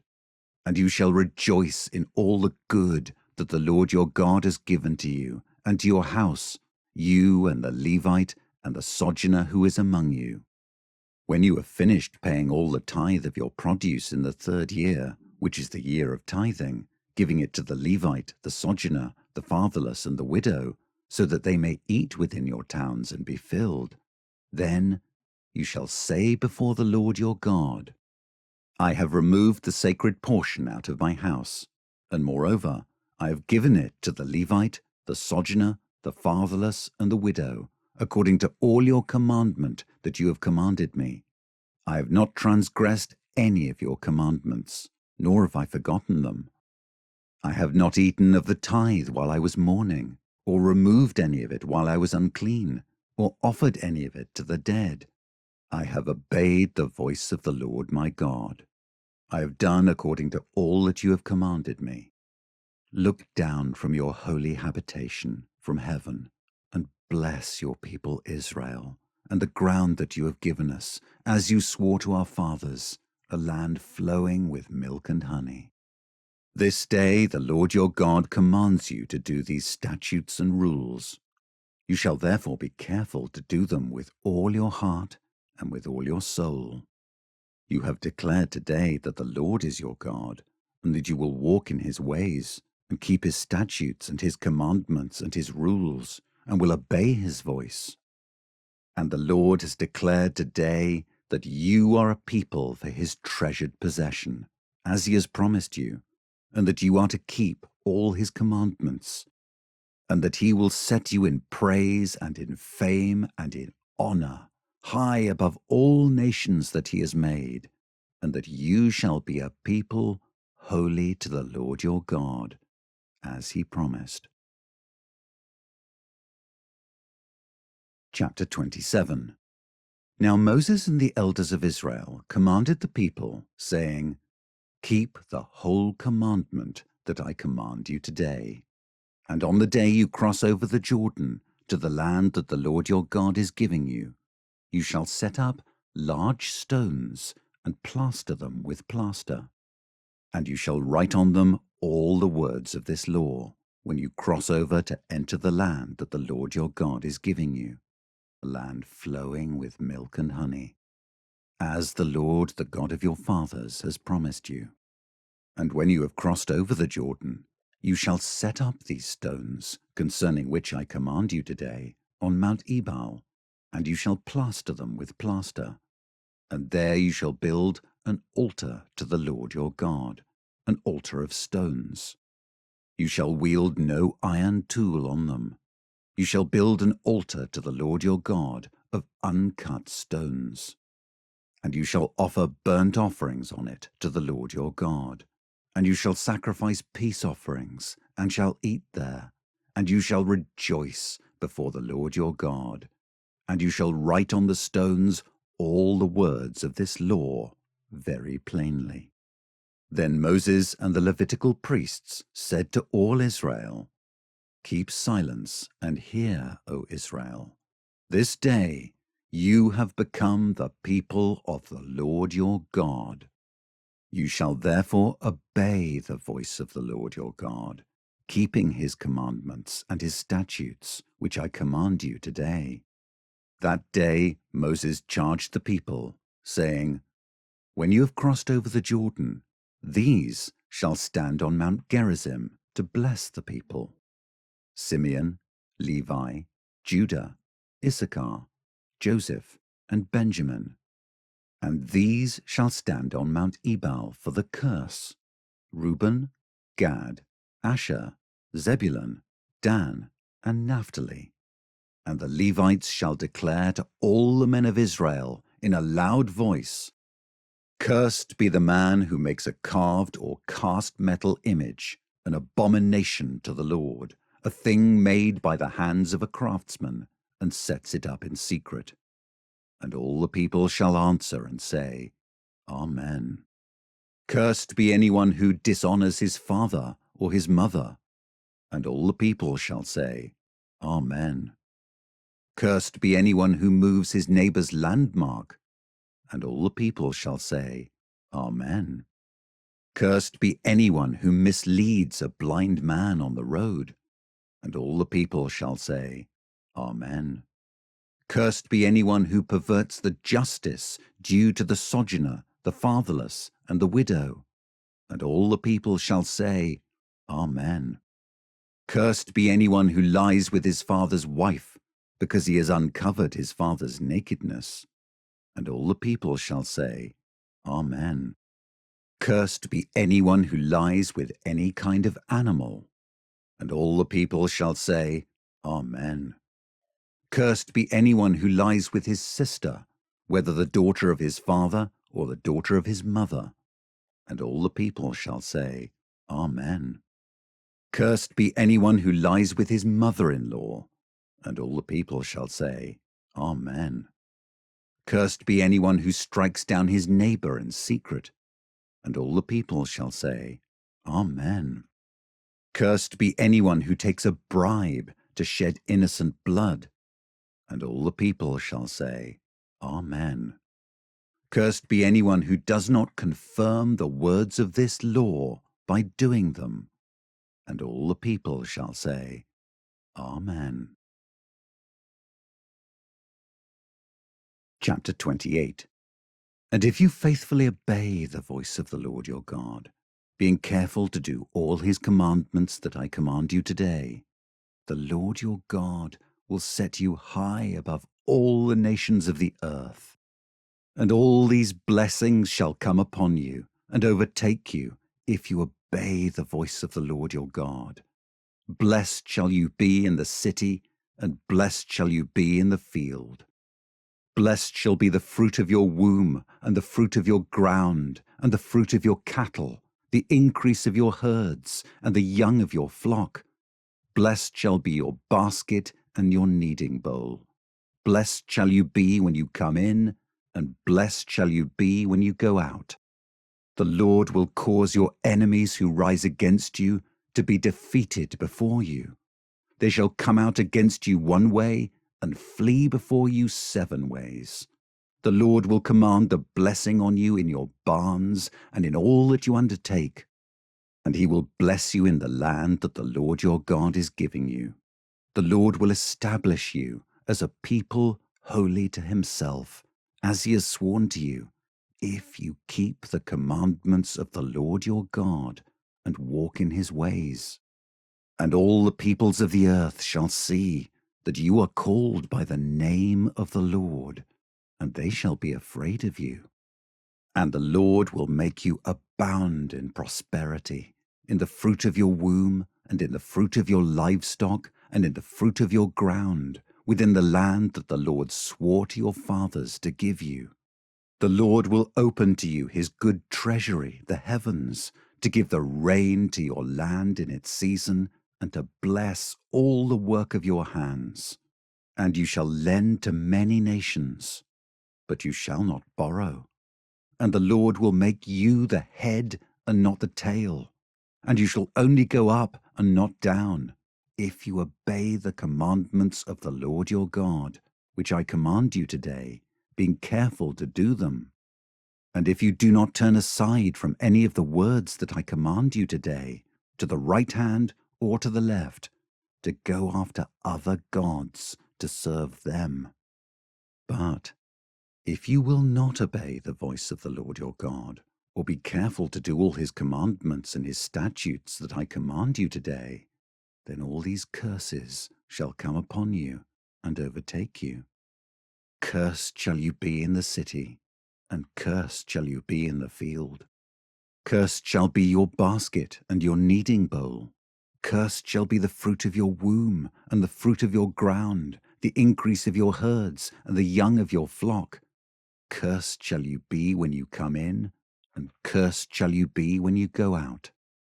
The Lord will send on you curses, confusion, and frustration in all that you undertake to do, until you are destroyed and perish quickly on account of the evil of your deeds, because you have forsaken me. The Lord will make the pestilence stick to you until he has consumed you off the land that you are entering to take possession of it. The Lord will strike you with wasting disease and with fever, inflammation and fiery heat, and with drought and with blight and with mildew. They shall pursue you until you perish. And the heavens over your head shall be bronze, and the earth under you shall be iron. The Lord will make the rain of your land powder. From heaven dust shall come down on you until you are destroyed. The Lord will cause you to be defeated before your enemies. You shall go out one way against them, and flee 7 ways before them, and you shall be a horror to all the kingdoms of the earth. And your dead body shall be food for all birds of the air and for the beasts of the earth, and there shall be no one to frighten them away. The Lord will strike you with the boils of Egypt, and with tumors and scabs and itch, of which you cannot be healed. The Lord will strike you with madness and blindness and confusion of mind, and you shall grope at noonday as the blind grope in darkness, and you shall not prosper in your ways. and you shall be only oppressed and robbed continually, and there shall be no one to help you. You shall betroth a wife, but another man shall ravish her. You shall build a house, but you shall not dwell in it. You shall plant a vineyard, but you shall not enjoy its fruit. Your ox shall be slaughtered before your eyes, but you shall not eat any of it. Your donkey shall be seized before your face, but shall not be restored to you. Your sheep shall be given to your enemies, but there shall be no one to help you. Your sons and your daughters shall be given to another people, while your eyes look on and fail with longing for them all day long, but you shall be helpless. A nation that you have not known shall eat up the fruit of your ground and of all your labors, and you shall be only oppressed and crushed continually, so that you are driven mad by the sights that your eyes see.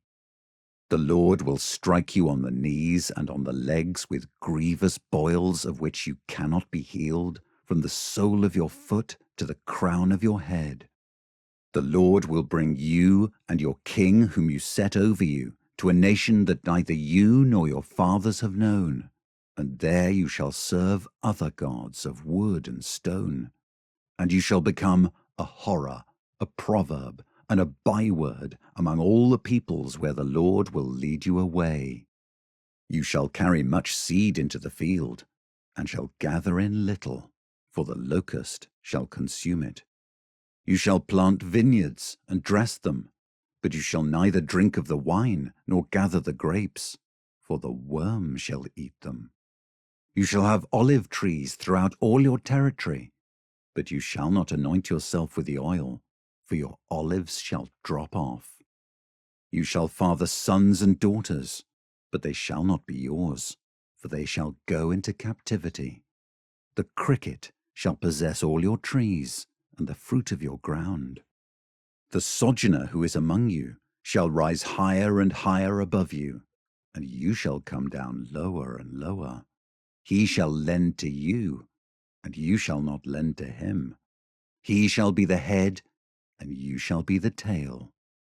All these curses shall come upon you, and pursue you, and overtake you, till you are destroyed, because you did not obey the voice of the Lord your God, to keep his commandments and his statutes that he commanded you.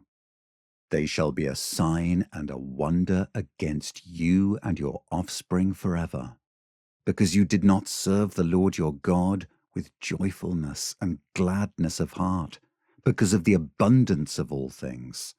Therefore, you shall serve your enemies, whom the Lord will send against you, in hunger and thirst, in nakedness and lacking everything.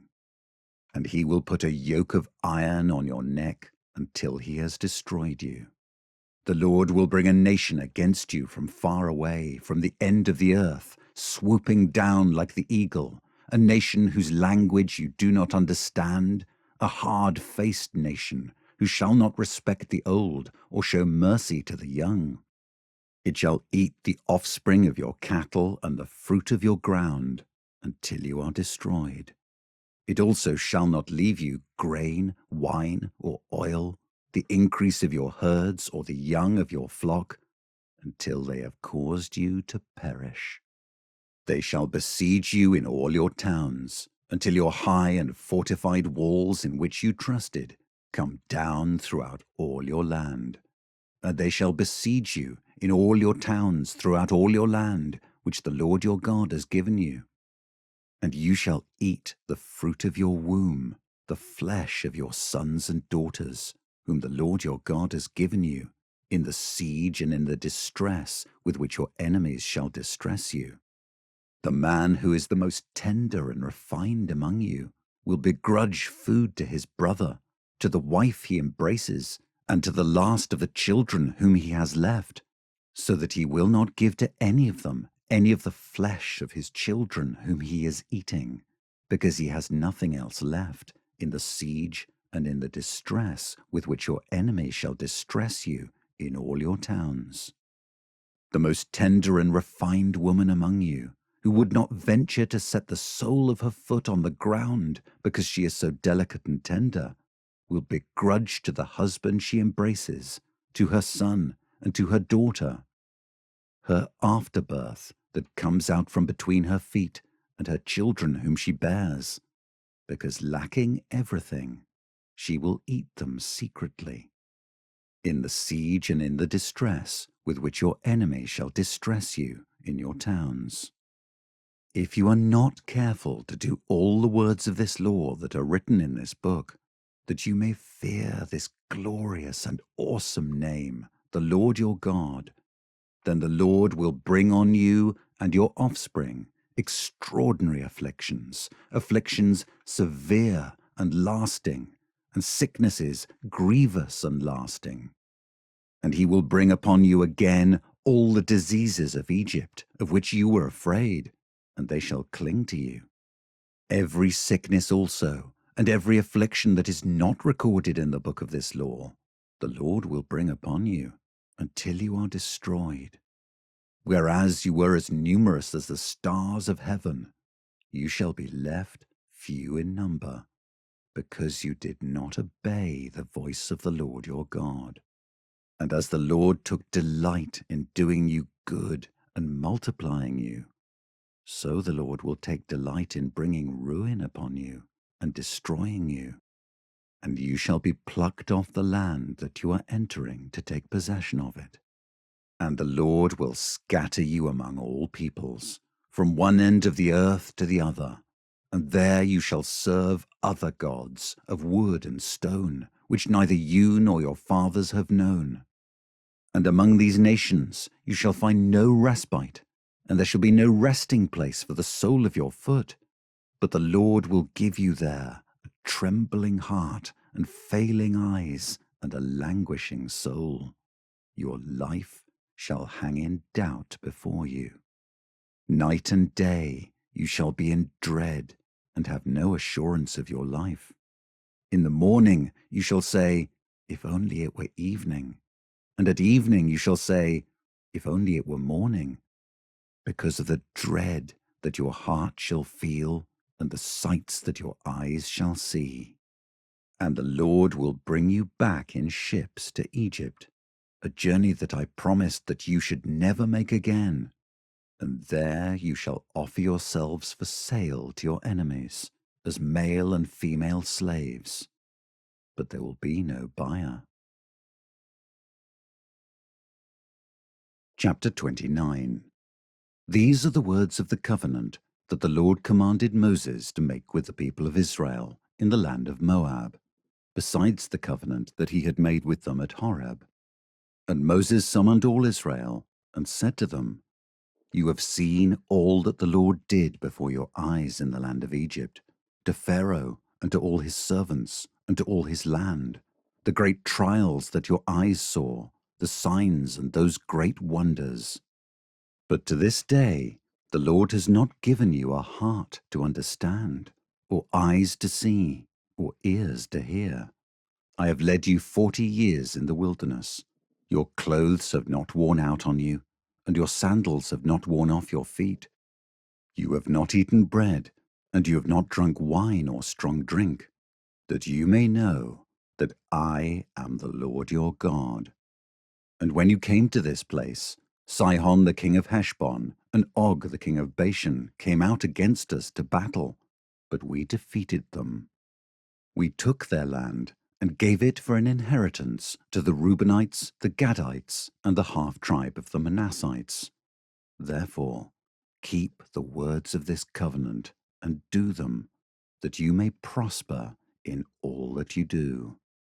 You are standing today, all of you, before the Lord your God, the heads of your tribes, your elders, and your officers, all the men of Israel, your little ones, your wives, and the sojourner who is in your camp, from the one who chops your wood to the one who draws your water, so that you may enter into the sworn covenant of the Lord your God, which the Lord your God is making with you today, that he may establish you today as his people, and that he may be your God, as he promised you, and as he swore to your fathers, to Abraham, to Isaac, and to Jacob. It is not with you alone that I am making this sworn covenant, but with whoever is standing here with us today before the Lord our God, and with whoever is not here with us today. You know how we lived in the land of Egypt, and how we came through the midst of the nations through which you passed, and you have seen their detestable things, their idols of wood and stone, of silver and gold, which were among them. Beware, lest there be among you a man or woman, or clan or tribe, whose heart is turning away today from the Lord our God to go and serve the gods of those nations. Beware lest there be among you a root bearing poisonous and bitter fruit, one who, when he hears the words of this sworn covenant, blesses himself in his heart, saying, I shall be safe, though I walk in the stubbornness of my heart. This will lead to the sweeping away of moist and dry alike. The Lord will not be willing to forgive him, but rather the anger of the Lord and his jealousy will smoke against that man, and the curses written in this book will settle upon him, and the Lord will blot out his name from under heaven. And the Lord will single him out from all the tribes of Israel for calamity, in accordance with all the curses of the covenant written in this book of the law. And the next generation, your children who rise up after you, and the foreigner who comes from a far land, will say when they see the afflictions of that land, and the sicknesses with which the Lord has made it sick, the whole land burned out with brimstone and salt, nothing sown and nothing growing, where no plant can sprout, an overthrow like that of Sodom and Gomorrah, Admah and Zeboim, which the Lord overthrew in his anger and wrath. All the nations will say, why has the Lord done thus to this land? What caused the heat of this great anger? Then people will say, it is because they abandoned the covenant of the Lord, the God of their fathers, which he made with them when he brought them out of the land of Egypt, and went and served other gods and worshipped them, gods whom they had not known and whom he had not allotted to them. Therefore the anger of the Lord was kindled against this land, bringing upon it all the curses written in this book. And the Lord uprooted them from their land in anger and fury and great wrath, and cast them into another land, as they are this day. The secret things belong to the Lord our God, but the things that are revealed belong to us and to our children forever, that we may do all the words of this law. Chapter 30. And when all these things come upon you, the blessing and the curse which I have set before you, and you call them to mind among all the nations where the Lord your God has driven you, and return to the Lord your God, you and your children, and obey his voice in all that I command you today, with all your heart and with all your soul, then the Lord your God will restore your fortunes and have mercy on you, and he will gather you again from all the peoples where the Lord your God has scattered you.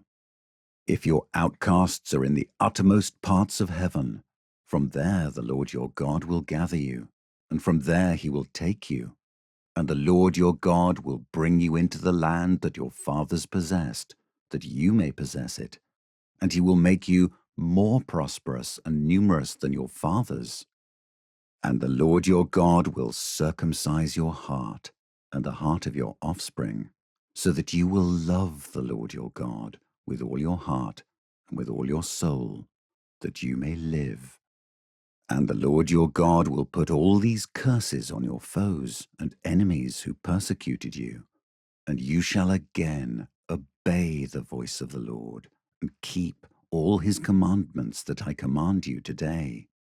The Lord your God will make you abundantly prosperous in all the work of your hand, in the fruit of your womb, and in the fruit of your cattle, and in the fruit of your ground.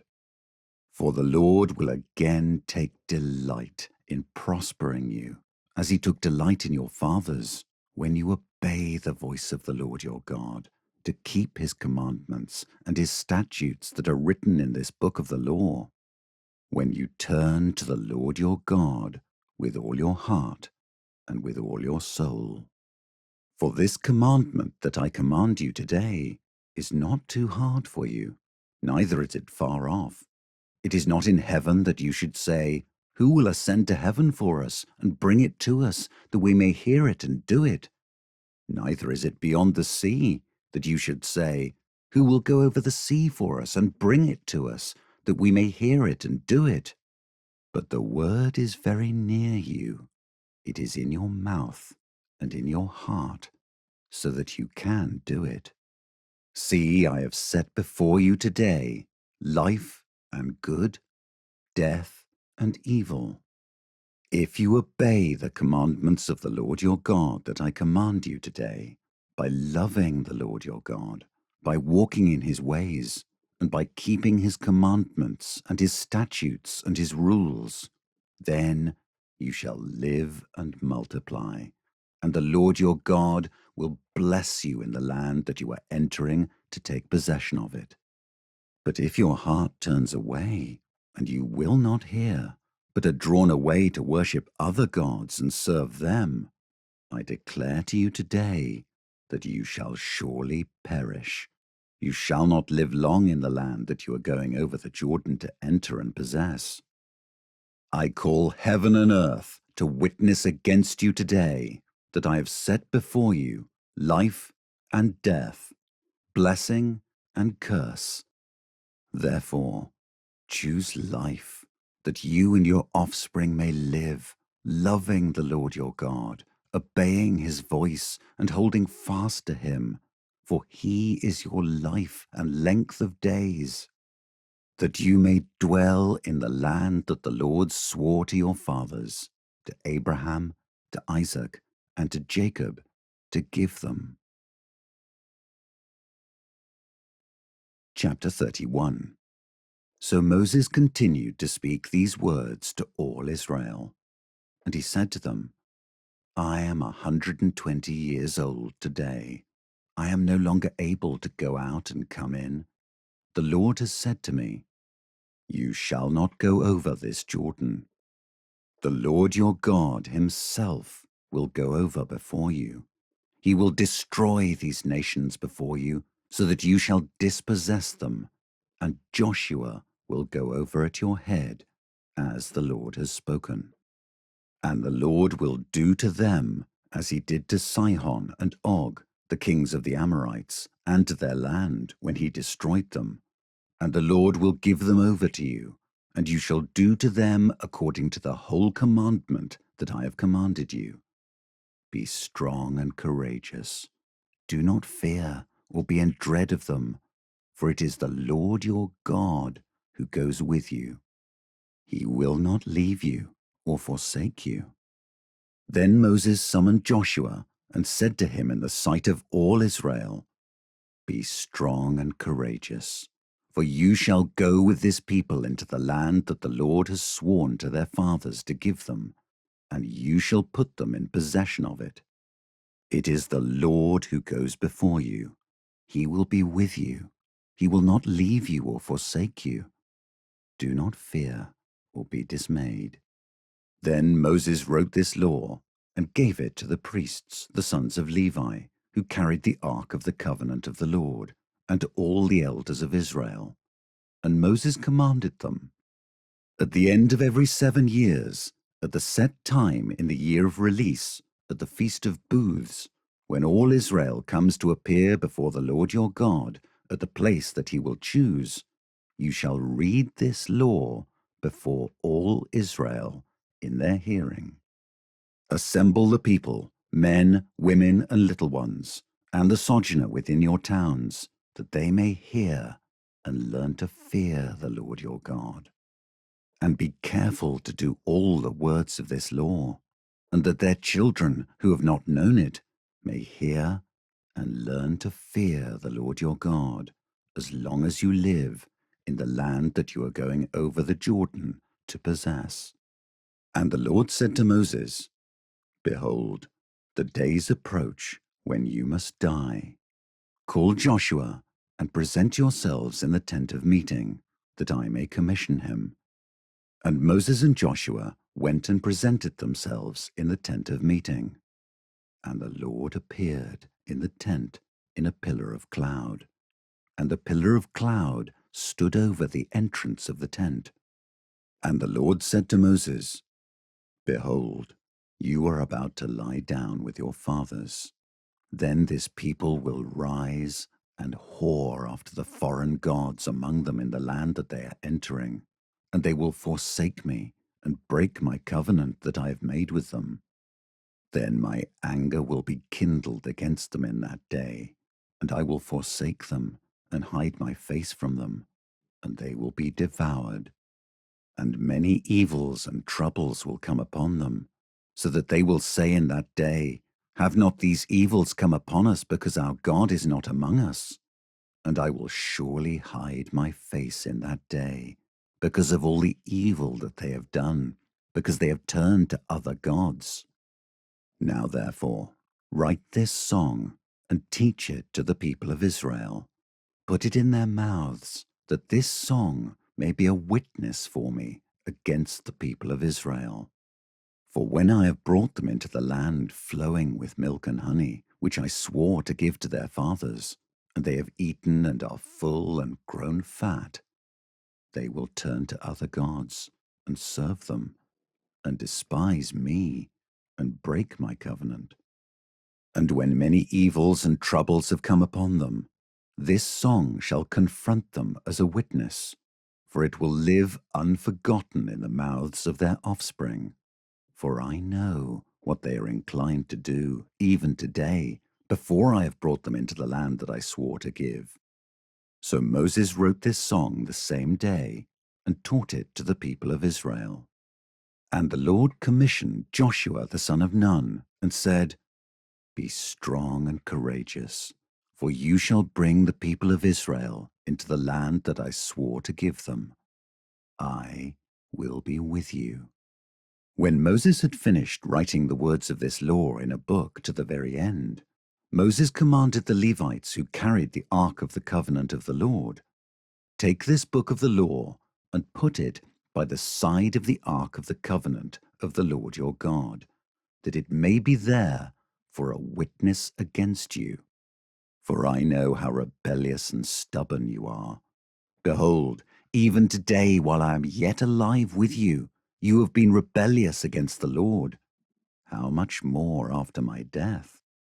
Assemble to me all the elders of your tribes and your officers, that I may speak these words in their ears, and call heaven and earth to witness against them. For I know that after my death you will surely act corruptly, and turn aside from the way that I have commanded you. And in the days to come, evil will befall you, because you will do what is evil in the sight of the Lord, provoking him to anger through the work of your hands. Then Moses spoke the words of this song until they were finished, in the ears of all the assembly of Israel. Chapter 32. Give ear, O heavens, and I will speak, and let the earth hear the words of my mouth. May my teaching drop as the rain, my speech distill as the dew, like gentle rain upon the tender grass, and like showers upon the herb. For I will proclaim the name of the Lord, ascribe greatness to our God. The rock, his work is perfect, for all his ways are justice, a God of faithfulness and without iniquity, just and upright is he. They have dealt corruptly with him. They are no longer his children, because they are blemished.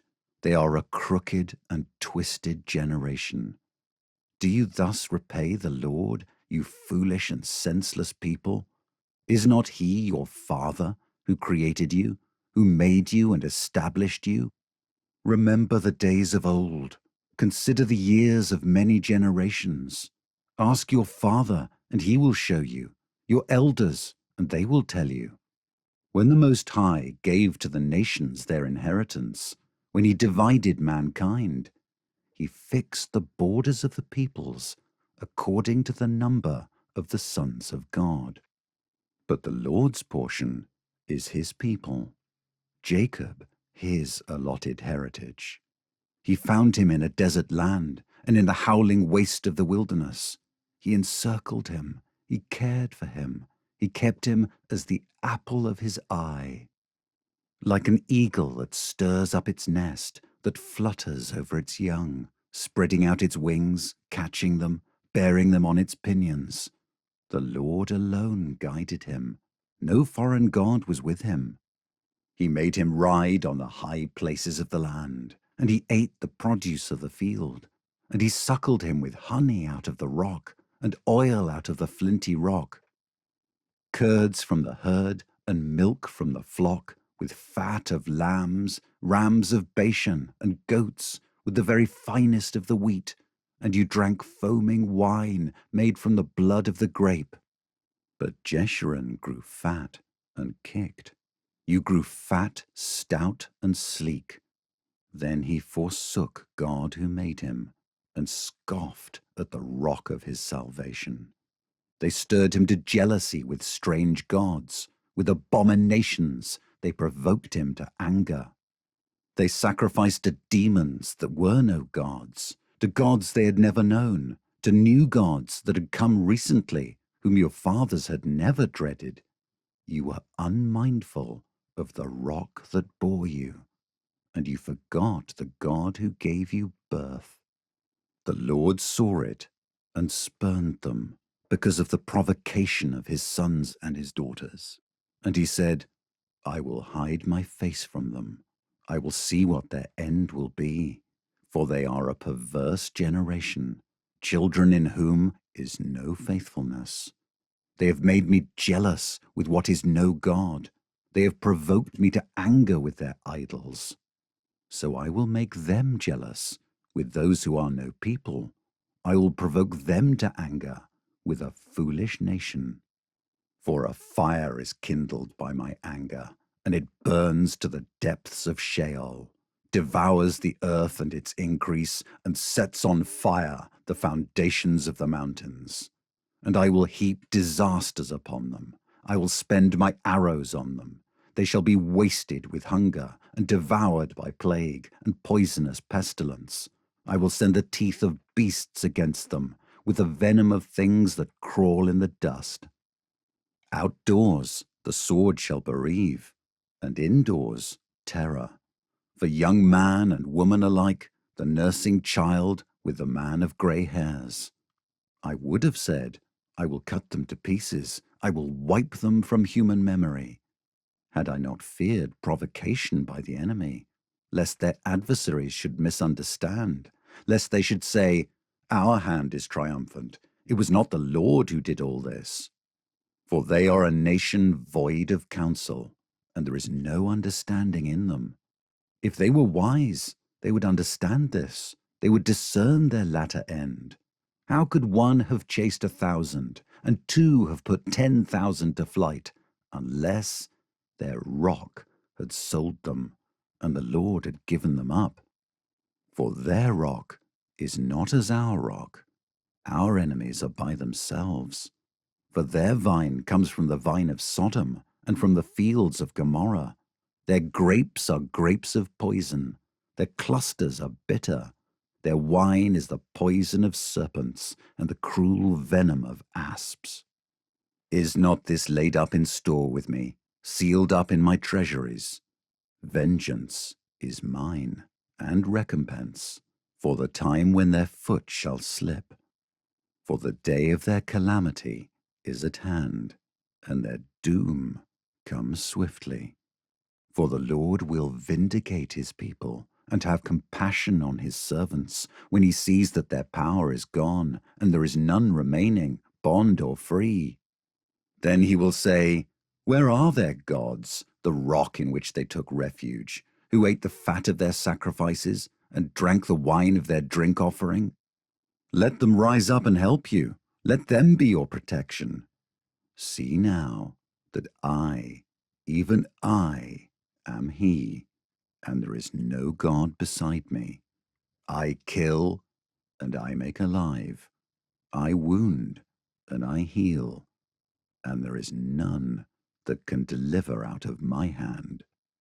For I lift up my hand to heaven and swear, as I live forever, if I sharpen my flashing sword and my hand takes hold on judgment, I will take vengeance on my adversaries and will repay those who hate me. I will make my arrows drunk with blood, and my sword shall devour flesh, with the blood of the slain and the captives from the long-haired heads of the enemy. Rejoice with him, O heavens. Bow down to him, all gods, for he avenges the blood of his children and takes vengeance on his adversaries. He repays those who hate him and cleanses his people's land. Moses came and recited all the words of this song in the hearing of the people, he and Joshua the son of Nun. And when Moses had finished speaking all these words to all Israel, he said to them, Take to heart all the words by which I am warning you today, that you may command them to your children, that they may be careful to do all the words of this law. For it is no empty word for you, but your very life. And by this word you shall live long in the land that you are going over the Jordan to possess. That very day the Lord spoke to Moses. Go up this mountain of the Abarim, Mount Nebo, which is in the land of Moab, opposite Jericho, and view the land of Canaan, which I am giving to the people of Israel for a possession. And die on the mountain which you go up, and be gathered to your people, as Aaron your brother died in Mount Hor, and was gathered to his people, because you broke faith with me in the midst of the people of Israel, at the waters of Meribah Kadesh, in the wilderness of Zin. And because you did not treat me as holy in the midst of the people of Israel. For you shall see the land before you, but you shall not go there, into the land that I am giving to the people of Israel. Chapter 33. This is the blessing with which Moses the man of God blessed the people of Israel before his death. He said, The Lord came from Sinai, and dawned from Seir upon us. He shone forth from Mount Paran. He came from the 10,000s of holy ones, with flaming fire at his right hand. Yes, he loved his people. All his holy ones were in his hand. So they followed in your steps, receiving direction from you, when Moses commanded us a law, as a possession for the assembly of Jacob. Thus the Lord became king in Jeshurun, when the heads of the people were gathered, all the tribes of Israel together. Let Reuben live and not die, but let his men be few. And this he said of Judah, Hear, O Lord, the voice of Judah, and bring him in to his people. With your hands contend for him, and be a help against his adversaries. And of Levi he said, Give to Levi your Thummim, and your Urim to your godly one, whom you tested at Massah, with whom you quarreled at the waters of Meribah, who said of his father and mother, I regard them not. He disowned his brothers and ignored his children, for they observed your word and kept your covenant. They shall teach Jacob your rules, and Israel your law. They shall put incense before you, and whole burnt offerings on your altar. Bless, O Lord, his substance, and accept the work of his hands. Crush the loins of his adversaries, of those who hate him, that they rise not again. Of Benjamin he said, The beloved of the Lord dwells in safety. The high God surrounds him all day long, and dwells between his shoulders. And of Joseph he said, Blessed by the Lord be his land, with the choicest gifts of heaven above, and of the deep that crouches beneath, with the choicest fruits of the sun, and the rich yield of the months, with the finest produce of the ancient mountains and the abundance of the everlasting hills, with the best gifts of the earth and its fullness, and the favor of him who dwells in the bush. May these rest on the head of Joseph, on the pate of him who is prince among his brothers. A firstborn bull, he has majesty, and his horns are the horns of a wild ox. With them he shall gore the peoples, all of them to the ends of the earth. They are the 10,000s of Ephraim, and they are the thousands of Manasseh. And of Zebulun he said, Rejoice, Zebulun, in your going out, and Issachar in your tents. They shall call peoples to their mountain.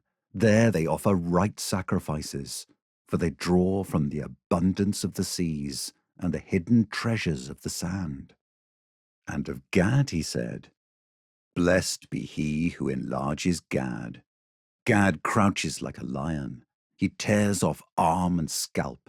He chose the best of the land for himself, for there a commander's portion was reserved, and he came with the heads of the people.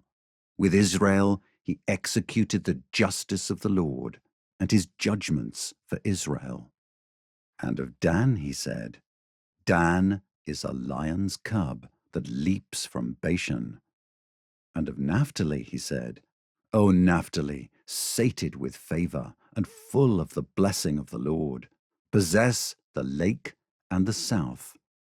And of Asher he said, Most blessed of sons be Asher.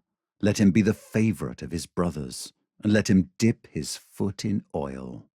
Your bars shall be iron and bronze, and as your days, so shall your strength be. There is none like God, O Jeshurun, who rides through the heavens to your help, through the skies in his majesty. The eternal God is your dwelling place, and underneath are the everlasting arms. And he thrust out the enemy before you, and said, Destroy. So Israel lived in safety. Jacob lived alone in a land of grain and wine, whose heavens drop down dew. Happy are you, O Israel. Who is like you, a people saved by the Lord, the shield of your help and the sword of your triumph? Your enemies shall come fawning to you, and you shall tread upon their backs. Chapter 34. Then Moses went up from the plains of Moab to Mount Nebo, to the top of Pisgah, which is opposite Jericho. And the Lord showed him all the land, Gilead as far as Dan, all Naphtali, the land of Ephraim and Manasseh, all the land of Judah as far as the western sea, the Negev, and the plain, that is, the valley of Jericho, the city of palm trees, as far as Zoar. And the Lord said to him, This is the land of which I swore to Abraham, to Isaac, and to Jacob. I will give it to your offspring. I have let you see it with your eyes, but you shall not go over there. So Moses, the servant of the Lord, died there in the land of Moab, according to the word of the Lord. And he buried him in the valley in the land of Moab, opposite Beth Peor. But no one knows the place of his burial to this day. Moses was 120 years old when he died. His eye was undimmed, and his vigor unabated. And the people of Israel wept for Moses in the plains of Moab 30 days. Then the days of weeping and mourning for Moses were ended. And Joshua the son of Nun was full of the spirit of wisdom, for Moses had laid his hands on him. So the people of Israel obeyed him, and did as the Lord had commanded Moses. And there has not arisen a prophet since in Israel like Moses, whom the Lord knew face to face, none like him, for all the signs and the wonders that the Lord sent him to do in the land of Egypt, to Pharaoh, and to all his servants, and to all his land, and for all the mighty power, and all the great deeds of terror that Moses did in the sight of all Israel.